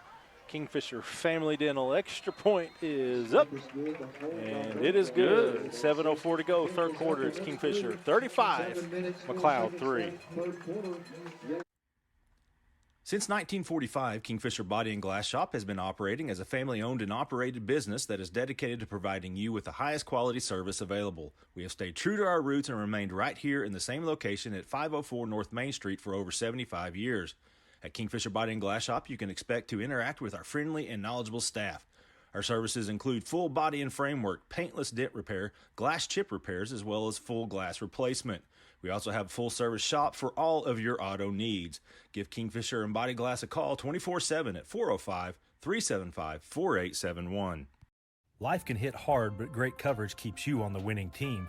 Let the experts at Stevenson Insurance Center guide you through the personalized process of finding the right coverage for you, your family, or your business. Personal, commercial, or health, we can service all your insurance needs. Don't blow your coverage. Come see us at 2302 Frontage Road in Kingfisher. All of us at Stevenson Insurance Center say go Jackets! For the Yellow Jackets, back deep for McLoud, number 2, Jason Key. The big pass from Jet Birdwell to Casey Blair sets up the Jake Reagan touchdown reception. Bank first kickoff upcoming. And now up in the air, fielded at the 13-yard line by Key. Outraces one tackler, but gets pulled down about the 27-yard line. Number 30, Aiden Barnell with a nice tackle on special teams. And there goes, once again, that bank first kickoff kid, Kingfisher first grader. That's where the Redskins will take over at 6:58 of the third. Interbreak postgame show, we'll have our Jackson's Auto Family Player of the Game. Cheap Brothers Insurance Cheap Shot Play of the Game. If you guys have a candidate for either of those, let us know.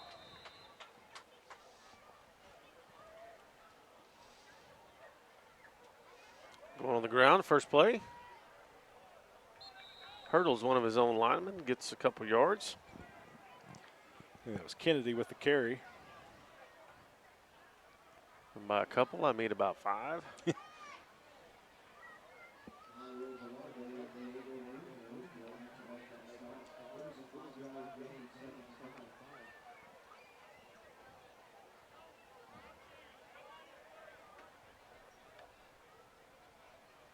Fakes it to Kennedy. Held it for a while, didn't he? Oh, boy. Nice job holding on. Barton came in, delivers the tackle. Blair might have got the worst of it, but excellent job by the receiver, Zaylen Matlock, to hold on to that one. Gets the first down.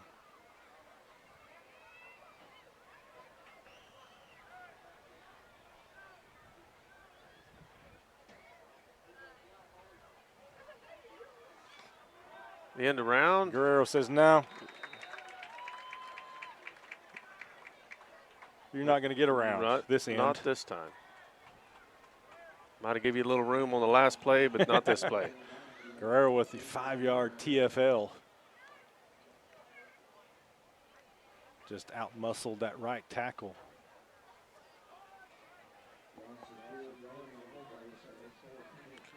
Now we got quads over to the home side, empty backfield.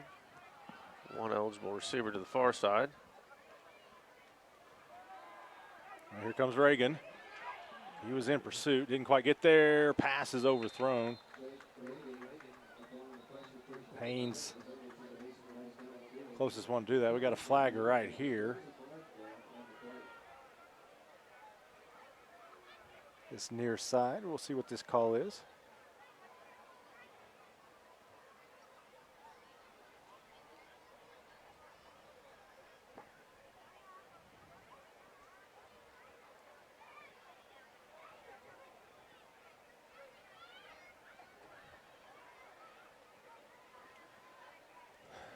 Referee talking to Stan Blundell, Kingfisher's interim head coach.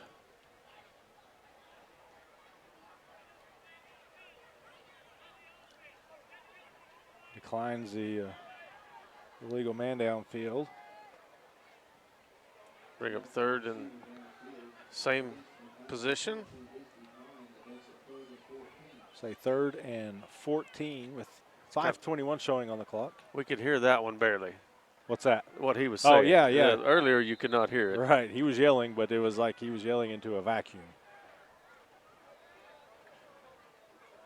Straight drop back. Pressured, trying to run away from it. And Jackets just kind of nudge him out of bounds. That might have been a loss of a yard. Tackle sack credit is going to go to Jose Santoyo. It's another Pioneer Internet defensive stand for the Jackets.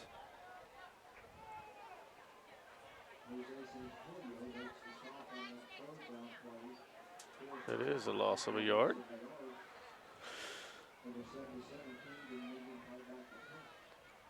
Kingfisher appears to be going for it. Reagan was there close.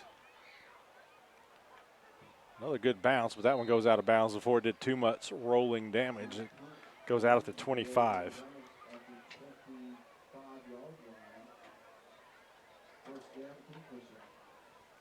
Jackets will have it there at the 5:07 mark of this third quarter.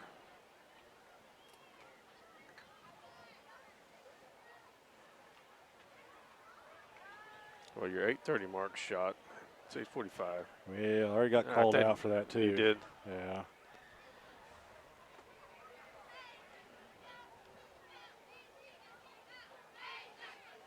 Barton comes off the field.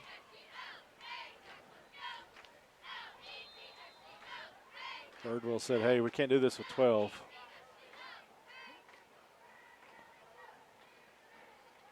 Handoff to Karcher. Still on his feet.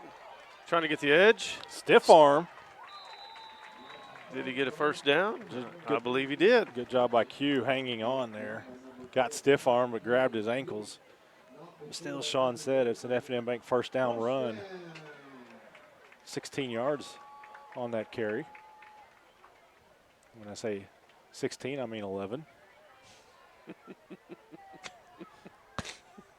Well, from where he started, it was 16. I'm with you. You're in sideways. Yeah. And we got a double shift here. That's going to confuse everybody. Well, it's got McLoud Redskins running into each other.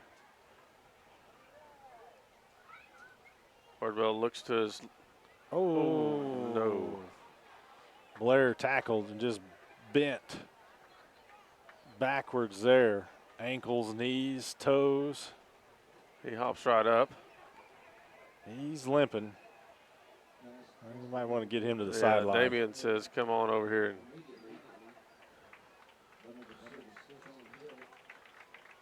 I hope Cason's all right. Yep. Yeah.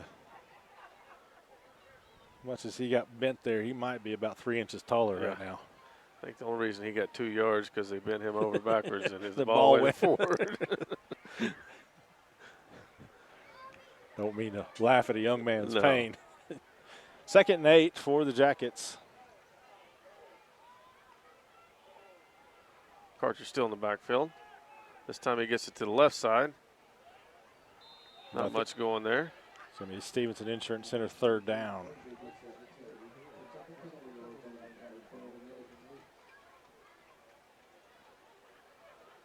Might have lost a yard.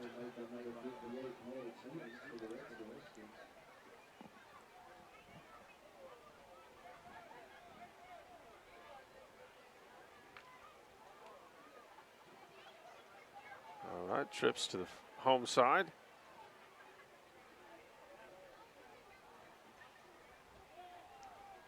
Third and long.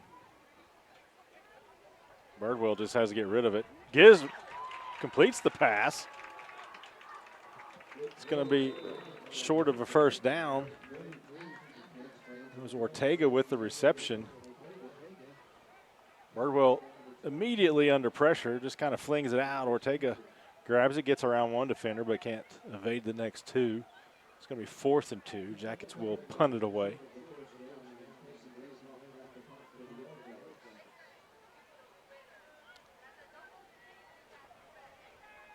McLeod has really not brought much pressure the last couple punts. They appear to be doing it this time. Low snap.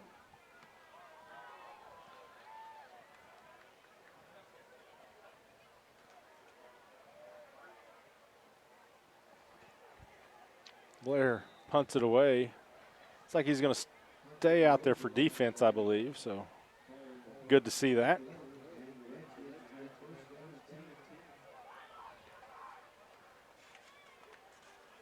Any running events this weekend? Yes. You didn't get the chance to listen, but yeah, you kicked me out. So yes, yeah. It is. It's cross country regional weekend. So Kingfisher running at OBA out by Atwoods.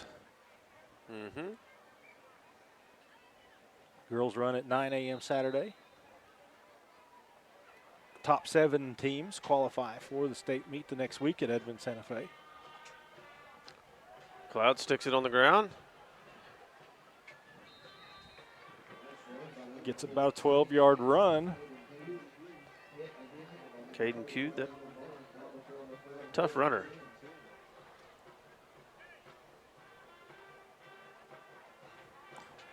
So yeah, Kingfisher enters the regional ranked number 2 in Class 4A. Halls Valley's number 1, Bing number 3. Again on the ground. This time he's met at the line of scrimmage. Might have got 1.5. Cairo Velarde came in and delivered a hit.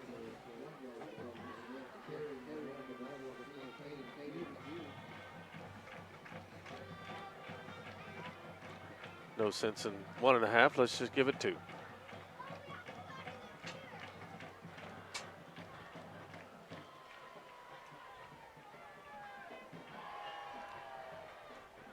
Motion across the field.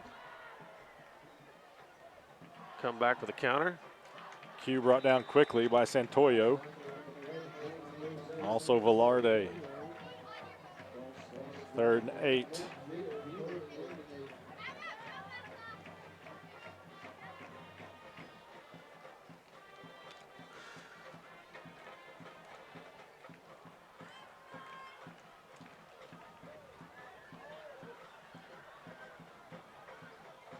Two wideouts to the home side. Straight drop back. Mendenhall going at Blair. 2 flags come in. That's tough. Tough. Yeah, I think Blair had a hand on him, but maybe he had a handful of jersey.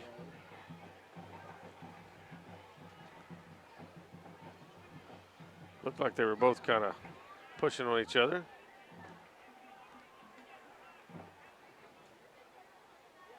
So that will result in a first down for the visitors.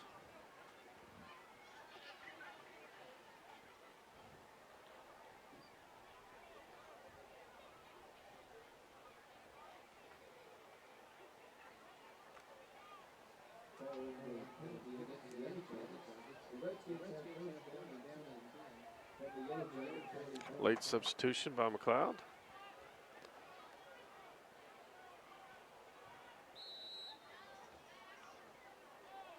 Needs to be, Yeah, I was going to say, is this the CFL?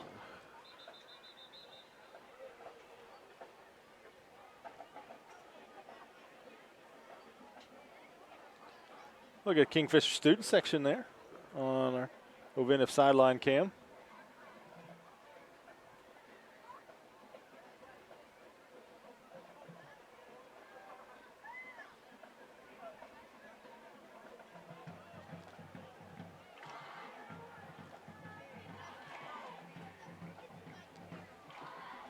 All right, wait till I call the whistle.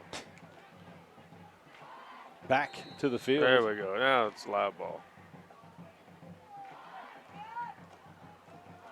Looking to his right and throws. Nice slant. Takes a pretty good hit for doing it. Again, Guerrero just, Kingfisher's defensive ends are just crashing in on poor Mendenhall. He's feeling it right now. He's looking for his breath. It's running away from him, and he can't catch it.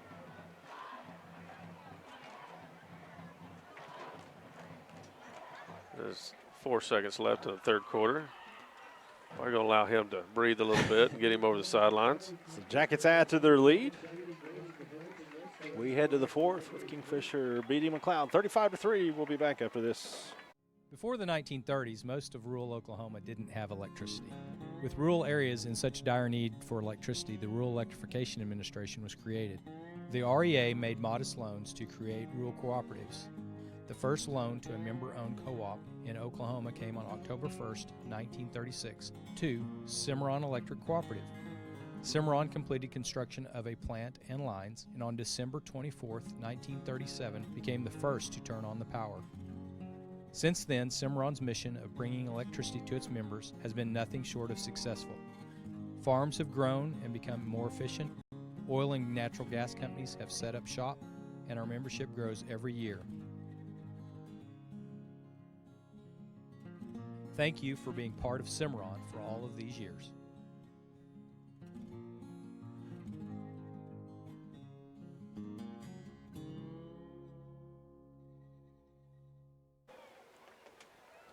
All right, fourth quarter upcoming.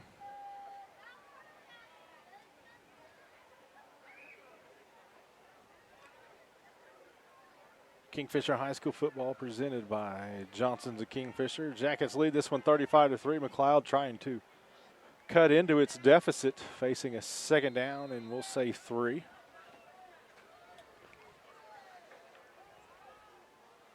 Going to go on the ground. It cuts back to his left. That's Kennedy. Couple of missed tackles there. Still on his feet. Kennedy just bowls his way down to about the 16-yard line.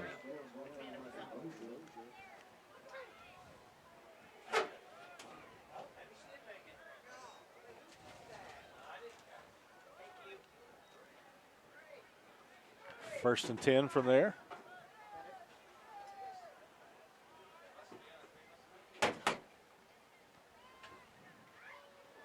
Oh, fake the pass. There's that slant they're trying to get. And the passer and intended receiver both get knocked down to the ground. They're both moving their arms around and like, wow.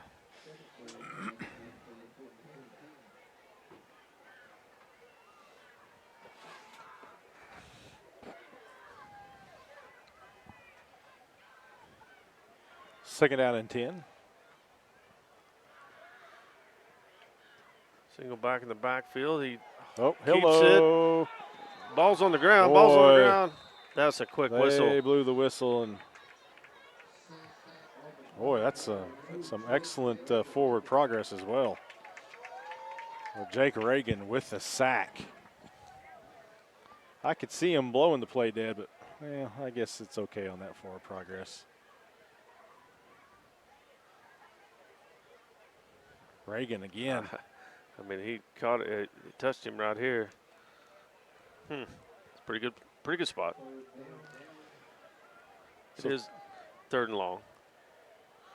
Kingfisher got 5 men on the line of scrimmage. Coming again. Throws it for the end zone. Ball goes out of bounds. The receiver got tripped up, but I think that was incidental right there. Yeah. And I don't think it was catchable anyway. It's going to be 4th and about 16 for the Redskins. They're at the Kingfisher 22-yard line.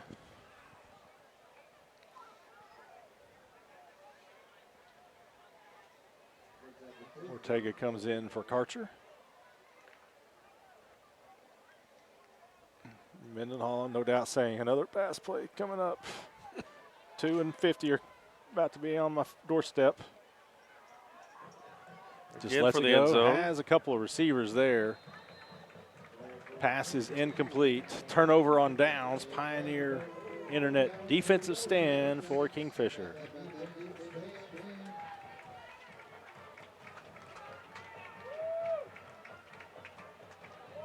.10:38 to go. Jackets will have it at their own 22. Kevin Llewellyn in the crowd. He's got one more of these in him. And then he's busy. And in 2 weeks, big Dover Omega matchup. Open the season. I implore both schools to start putting that game on a Tuesday night. Motion for Kingfisher. That's Haynes with the ball now. Cuts it up. Heard a bunch of whistles. A couple of Redskins slow to get up. And a flag at the 35. It's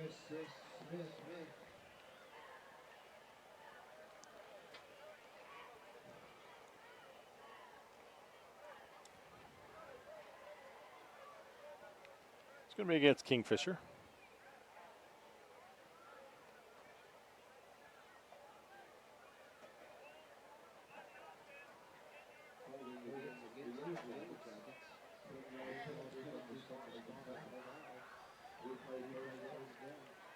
So that one backs the Jackets up. It's going to be first and about 15.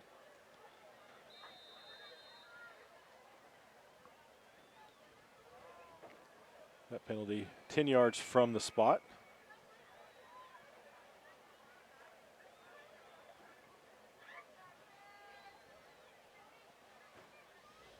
Receiver is way out wide.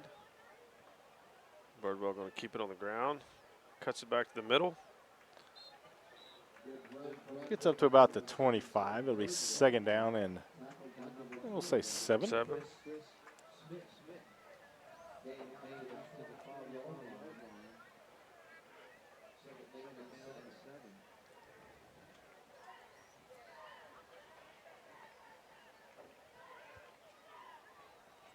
9:40 left in this one.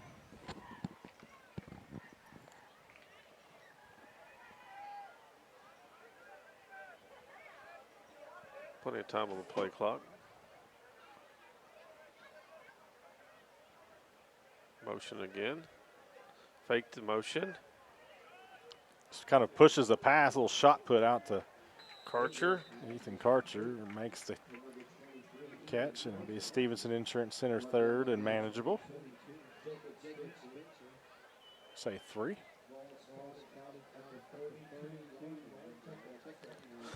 Barton in.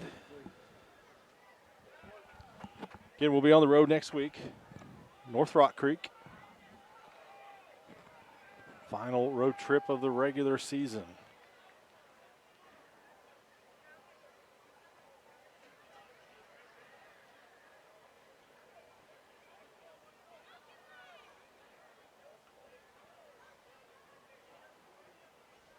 Jackets just taking their time, chewing the clock.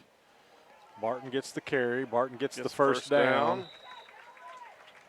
F&M Bank first down carry for the senior. He doesn't try to avoid contact. He searches for it, welcomes it, delivers it. Wonder why he's limping all the time and his arm hurts. And then he's going to go roping later. Yeah.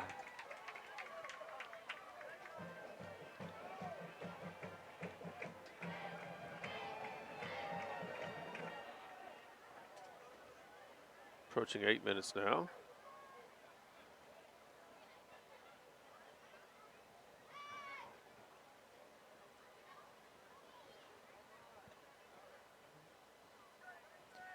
Yeah, Kingfisher in no hurry and no need to be.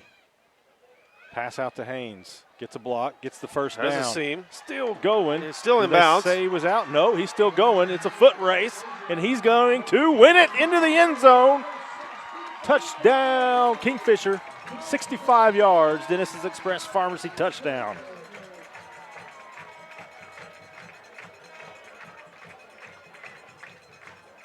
You talking about a tight seam right there. I don't know how he kept it in bounds. I kept waiting for the official to blow the whistle.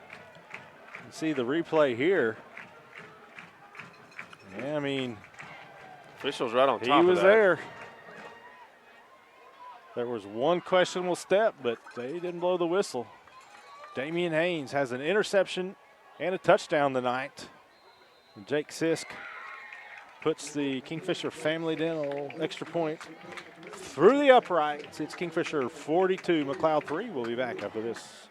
Myers Real Property offers an array of services to our great customers throughout central Oklahoma. Fill up with fuel or diesel, grab a snack, and choose from our wide selection of drinks at our 4 convenience store locations: Jacket Express in Kingfisher, Warrior Express in Okarche, Whippet Express in O'Keene, and Tiger Stop in Tuttle. We also feature Cowboy Express Fuel and Kingfisher and Tuttle as we provide fuel handling services for farmers, oil field sites, convenience stores, and more. Don't forget about One Day Cleaners in Kingfisher, where we not only offer laundry and dry cleaning for clothing and household items, but we can handle alterations needs as well. That's Myers Real Property, a proud supporter of high school athletics in your hometown. Dennis's Express Pharmacy in Kingfisher offers fast, friendly service, including free delivery, free mail-out, free blood pressure, and much more. Come see us at 1308 South Main Street. Our convenient store hours and drive-through window make it easy for you to shop for your healthcare needs. We're proud sponsors of all Kingfisher activities, programs, students, and staff. Dennis's Express Pharmacy says, go Jackets! Jet Birdwell to Damian Haynes, 65 yards for your Dennis's Express Pharmacy touchdown, continuing a big offensive night for Kingfisher.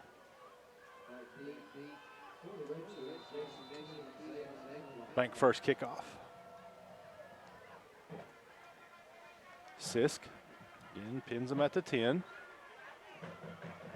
Ooh. Good collision right there. I'm guessing that's Delosier. Your guess is correct, sir. And I was able to see it because of these fine vortex binoculars provided by Ponmax of Florence, Alabama. I brought me a pair just to see what it was like. And, problem is, it's hard to. Glasses. You got to go one way or the other.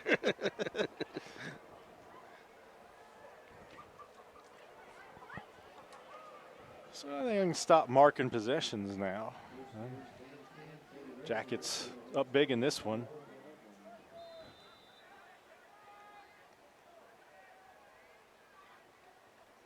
Mendenhall still at quarterback, hands it off to Q. Cuts quickly because he was getting converged upon, but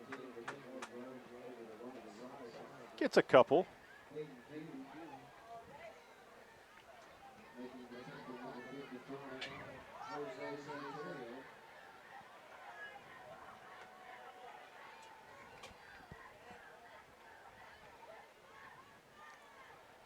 Second and 8.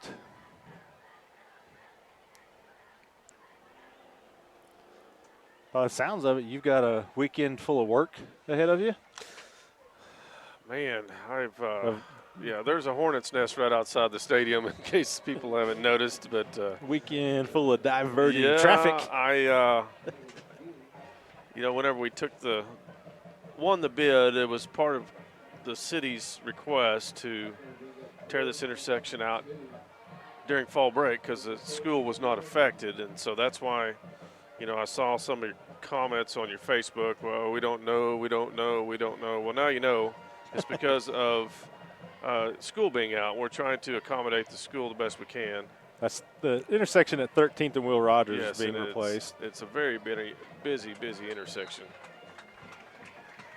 The funny thing is, I'm the one directing traffic the other day, and I saw the same people for 3 hours driving back and forth. I'm like, what are you people doing? You know that it's congested, but they still drive right back by. But anyway, we're closing the road tomorrow.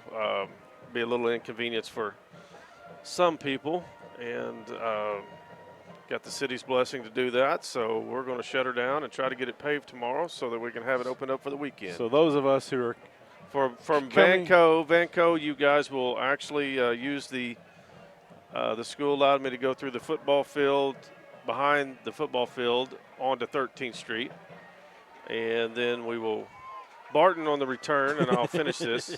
Barton again delivers. Yeah.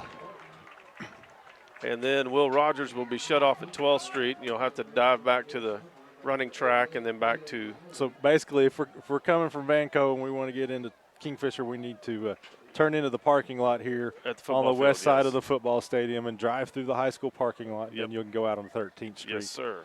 On the north side of the high school. So yeah, I was kind of hoping when I talked to the guy at the Times and Free Press that he would kind of draw a diagram, but that didn't happen.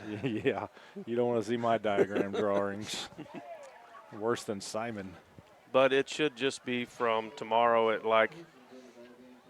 8 o'clock till 4 o'clock, so it shouldn't. Knock on wood. I hope everything goes smoothly. 8 a.m. Yeah, you won't be in traffic. Got a new running back in the backfield. I believe that's Jaden Vino, the freshman. Yep. Speedy freshman. Several new Jackets into the game.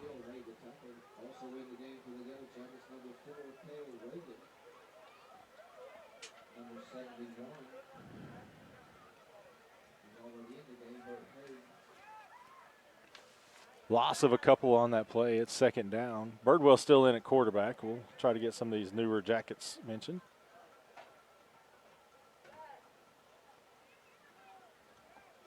I think that was Oaks getting redirected by Birdwell. High snap. Birdwell picks it up, then just decides to fall on it. Among the linemen into the game for Kingfisher, we got Taken Poole in there. Has to be a pretty high snap to get over his head. And that one was one of them. 78-71. Yeah, Landon Rippey's still in there. Bert Haig's still in there. Okay.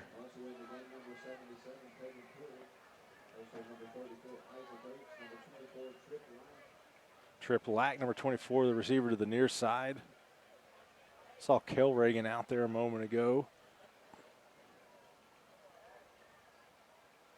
10 on the play clock. Stevenson Insurance Center third, about a lot.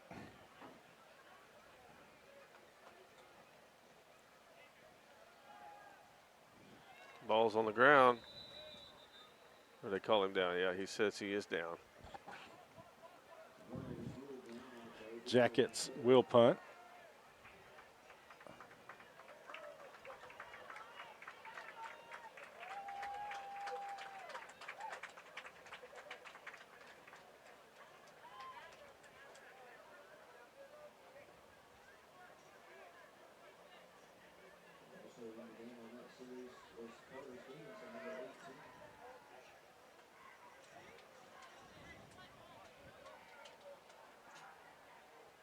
Under 3 to play.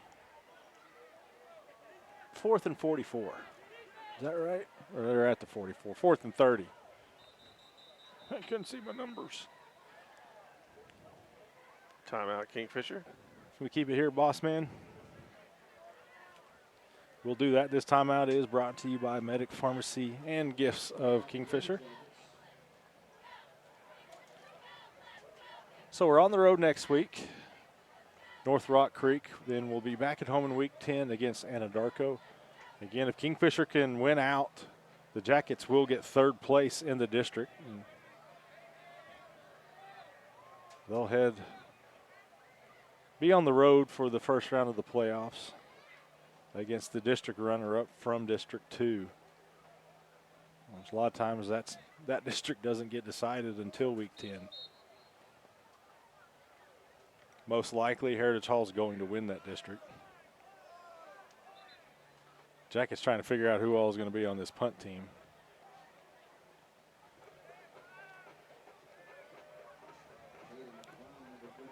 First down.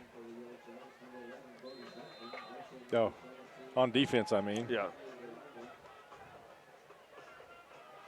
Keep it on the ground. Stiff arm. That is Kennedy, and he's run out of bounds. Brought to the ground. Brody Beckman.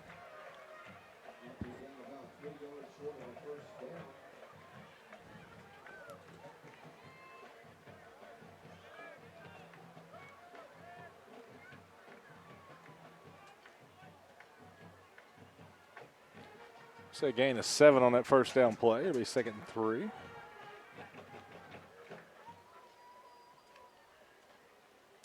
On the ground again, trying to get the edge. Chase Price in pursuit, and then coming in and making the tackles, Aiden Varnell. Varnell, and he's got tackle for a loss for the senior Aiden Varnell. Yep, been getting some tackles on the kickoff team and stuff. It was Chase Price, the defensive end, in pursuit initially. He of not big stature, but of great mullet. The freshman. She's a flowing back there.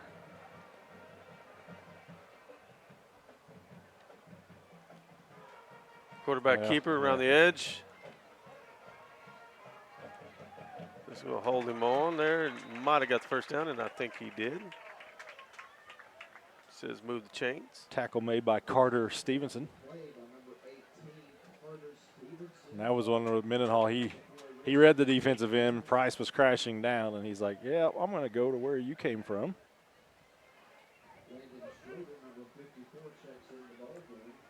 Minute 40 to go, clock running. 54 Schroeder came in at defensive tackle. Missed tackle. Ball was on the ground. Oaks among the players making that stop. First down for the visitors.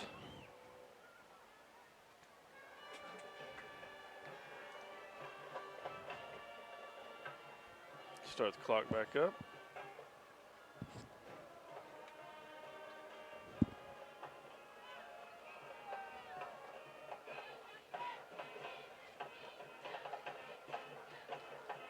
Keep it on the ground. Barnell again. Oaks in there as well.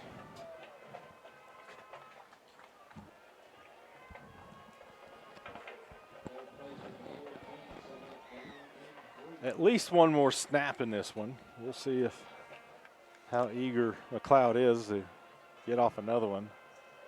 Mendenhall keeps it. Makes a move on Oaks, but Stevenson comes in. Inbounds. Makes the stop. Stop the clock, move the chains. There's 18.5 on the clock, so they say Says run roll it. McLeod looks like they're going to try to get another snap off.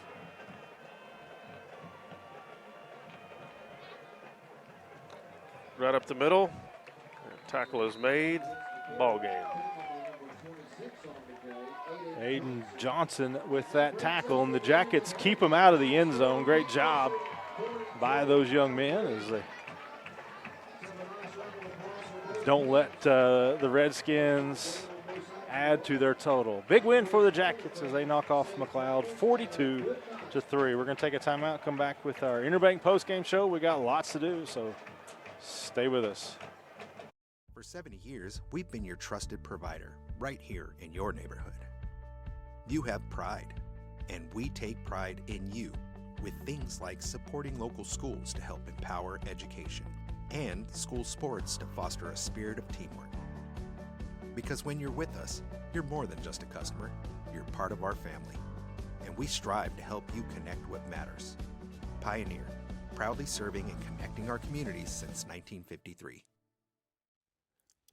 Based in Central Oklahoma, Merit Network Solutions has all the tools to keep you and your business connected with the rest of the world. Owned and operated by Jasper Merit, we specialize in network maintenance installation. That includes installing servers, computers, Wi-Fi, security devices, and more. We have clients in nearly every line of business in the surrounding area, as well as much of western Oklahoma. No job's too big or too small, and we're willing to travel wherever you need to help make your networking needs a reality. Visit us at meritnetworking.it or 405-368-4486. Born and raised in Kingfisher, Dr. Drew Hendricks returned to his hometown to take over the Kingfisher Family Dental and Implant Clinic. Dr. Hendricks has taken the practice to new heights with his state-of-the-art facility, now open at 2700 South Frontage Road. He and his upbeat, fun, and caring staff offer cleanings of all sorts, implants, crowns, bridges, dentures, filling procedures, root canals, and much more. We love to see patients of all ages. That's the Kingfisher Family Dental and Implant Clinic. Call 405-375-4949 for an appointment.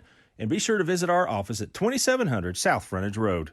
F&M Bank loves giving back to the communities we live and serve in. Banking with us ensures your money goes back into your community. Our goal is to provide you with reliable banking you can trust, delivered with unique passion for service. F&M Bank has all the modern banking services, mobile banking, lending, reward checking, electronic checking, and more. We invite you to come see us at any of our 8 locations. Come find out what relationship banking is all about. F&M Bank, member FDIC, equal housing lender. Had one passing touchdown, didn't it? All right, welcome back. Interbank postgame show. Michael Swisher, Sean Scammahorn. The Jackets win it 42-3 over McLoud.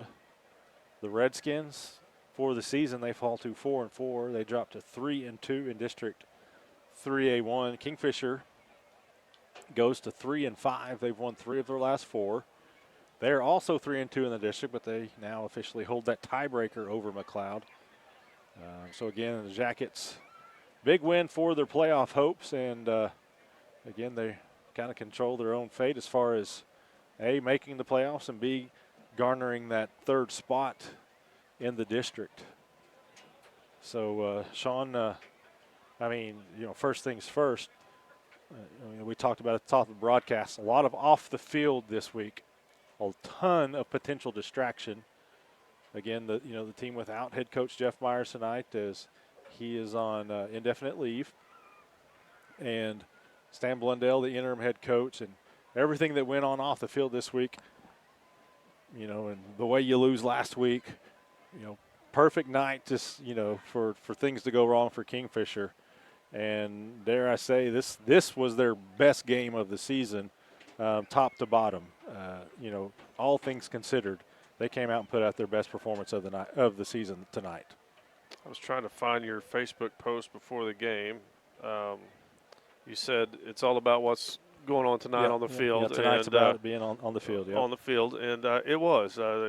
We started off the first possession with a great play, and it just kept capping from there. And it was a great night. As you said, we said a complete ball game when we played 2 weeks ago, right? At Manford. At Manford, we said a complete ball game, but this was a complete ball game against a better team, yes. And you could tell. And both sides of the ball did what they needed to do. Yeah, I mean, McLoud probably going to be a playoff team. Not going to say they're a great team, but they're a good average football team. They're a decent football team. They shut out Manford last week 20-0. Their only district loss was to Metro Christian. It wasn't just a complete blowout or anything like that. This was a team that does have some punch back, some fight back in. Kingfisher, basically took one jab from them on the made field goal, and that was all they gave up scoring tonight. Let's look at some stats thanks to Derek Wolf down on the field. The Jackets end up rushing for 96 yards on 30 attempts. Of course, that snap towards the end of the game, that chewed up about 20 yards of what would have been some offense for the Jackets. Through the air, 12 of 16, 197 yards. The Jackets 293 total yards tonight to 193 for McLoud. Jackets gave up fewer than 4 yards per play. Let's look at some individual stats. Jet Birdwell, 12 of 16, 197 through the air. Damian Haynes, 3 catches, 73 yards. He had that touchdown, as did Ethan Karcher through the air, 2 catches, 56 yards. He had a receiving touchdown. Jake Reagan with a receiving touchdown, 2 catches, 14 yards. Cason Blair, 3 catches, 46 yards. Dallin Barton, 16 carries for 60 yards. Birdwell ran for 26. Delosier with 6 tackles tonight, as did Damian Haynes. Jose Santoyo had 7 tackles, 6 tackles for Jake Reagan. Again, Jake Reagan and Daniel Guerrero, they are just terrors from that defensive end position. But the Jackets, a lot of guys making tackles tonight against this McLoud team. Let's take a look at some post-game highlights brought to you by financial advisor Chad Burnham. And again, this is one of those, we've had some nights where we've struggled to piece together some highlights, but tonight we've had a few. And so if we ever let Russell get his act together, we'll show you a few. Good return there by Dallin Barton on that punt. There was an interception by Damian Haynes. That was the first possession of the second half. That led to a touchdown here by Jake Reagan. Jake Reagan getting in on the scoring action tonight. A lot of different Jackets scored. Barton lowering that shoulder. Again, he doesn't take it easy on anybody. So a couple of your post-game highlights there. So let's take a look now at our Cheap Brothers Insurance cheap shot play of the game. And Sean referenced this one just a moment ago, and this is really the play that got it all started for Kingfisher. This is your cheap shot play of the game, Cheap Brothers Insurance. 4th and short for the visitors on their opening possession, and Hunter Delozier just goes in, takes that pass away, and then races into the end zone. So the Jackets, just a couple of minutes into this game, haven't taken an offensive snap, and they lead at 7-0. And Sean, that's always good. You know, the visitors, they won the toss. And they said, "Hey, we're gonna take it to you. Yeah, we'll take the ball." And Hunter Delozier says, "Well, we'll take it back, and we'll take 6 points too." So Hunter Delozier setting the tone for the Jackets tonight, both really offensively and defensively. He is your Cheap Brothers Insurance cheap shot play of the game. Now let's take a look. Jackson's Auto Family player of the game. And last week, this young man, put it bluntly, he had a rough night last week at Metro Christian. In talking with coaches, he was pretty down on himself. Big bounce back game tonight for the sophomore quarterback, Jet Birdwell. We told you his stats. We'll show you some highlights here. As Birdwell, multiple touchdowns, three touchdown passes, I believe. He goes 12 of 16, almost 200 yards through the air. Had some good rushing yardage as well. Tonight didn't make any, obviously, big mistakes. Had, one or two, or one he got lucky, wasn't picked off, but a couple he needs to get rid of quicker. And again, they'll continue. As Coach Myers told me earlier this week, I have to remind myself he's only a sophomore and he's had to learn on the fly, but he got some help on some big plays like this as well as Damian Haynes, a big night for him. Certainly in consideration for that Jackson's Auto Family player of the game, as he had an interception and a touchdown. But just kind of the bounce back game it was for Jet Birdwell. As we know, he had that rough week last week, and when Kingfisher needed him just to come out and have a solid game, he did that and more tonight. So congratulations to Jet Birdwell, your Jackson's Auto Family player of the game. And again, Sean, all the off-field this week, just a great showing by the Jackets as they come out, take care of business, keep their playoff hopes securely intact, and now just go out and get ready for next week. Yep, you got 2 more weeks of this, and right now we're kind of, like you said, we're in our own driver's seat for third place. You come out next week, do the same thing, and finish up the following week, and don't know where we're traveling. I don't know how that breaks down. That's your area, but right now looks like we're going to the playoffs. Yep. Keep it up. All right, want to thank everybody for joining us tonight. And say thank you to Eli Johnson for running our main camera, Kenny Lunsford for running our Oventive sideline cam, Sean Scammahorn for his expertise with technology, and Russell Stitt for keeping us going. We'll see you next week. This has been Kingfisher High School football presented by Johnson's of Kingfisher.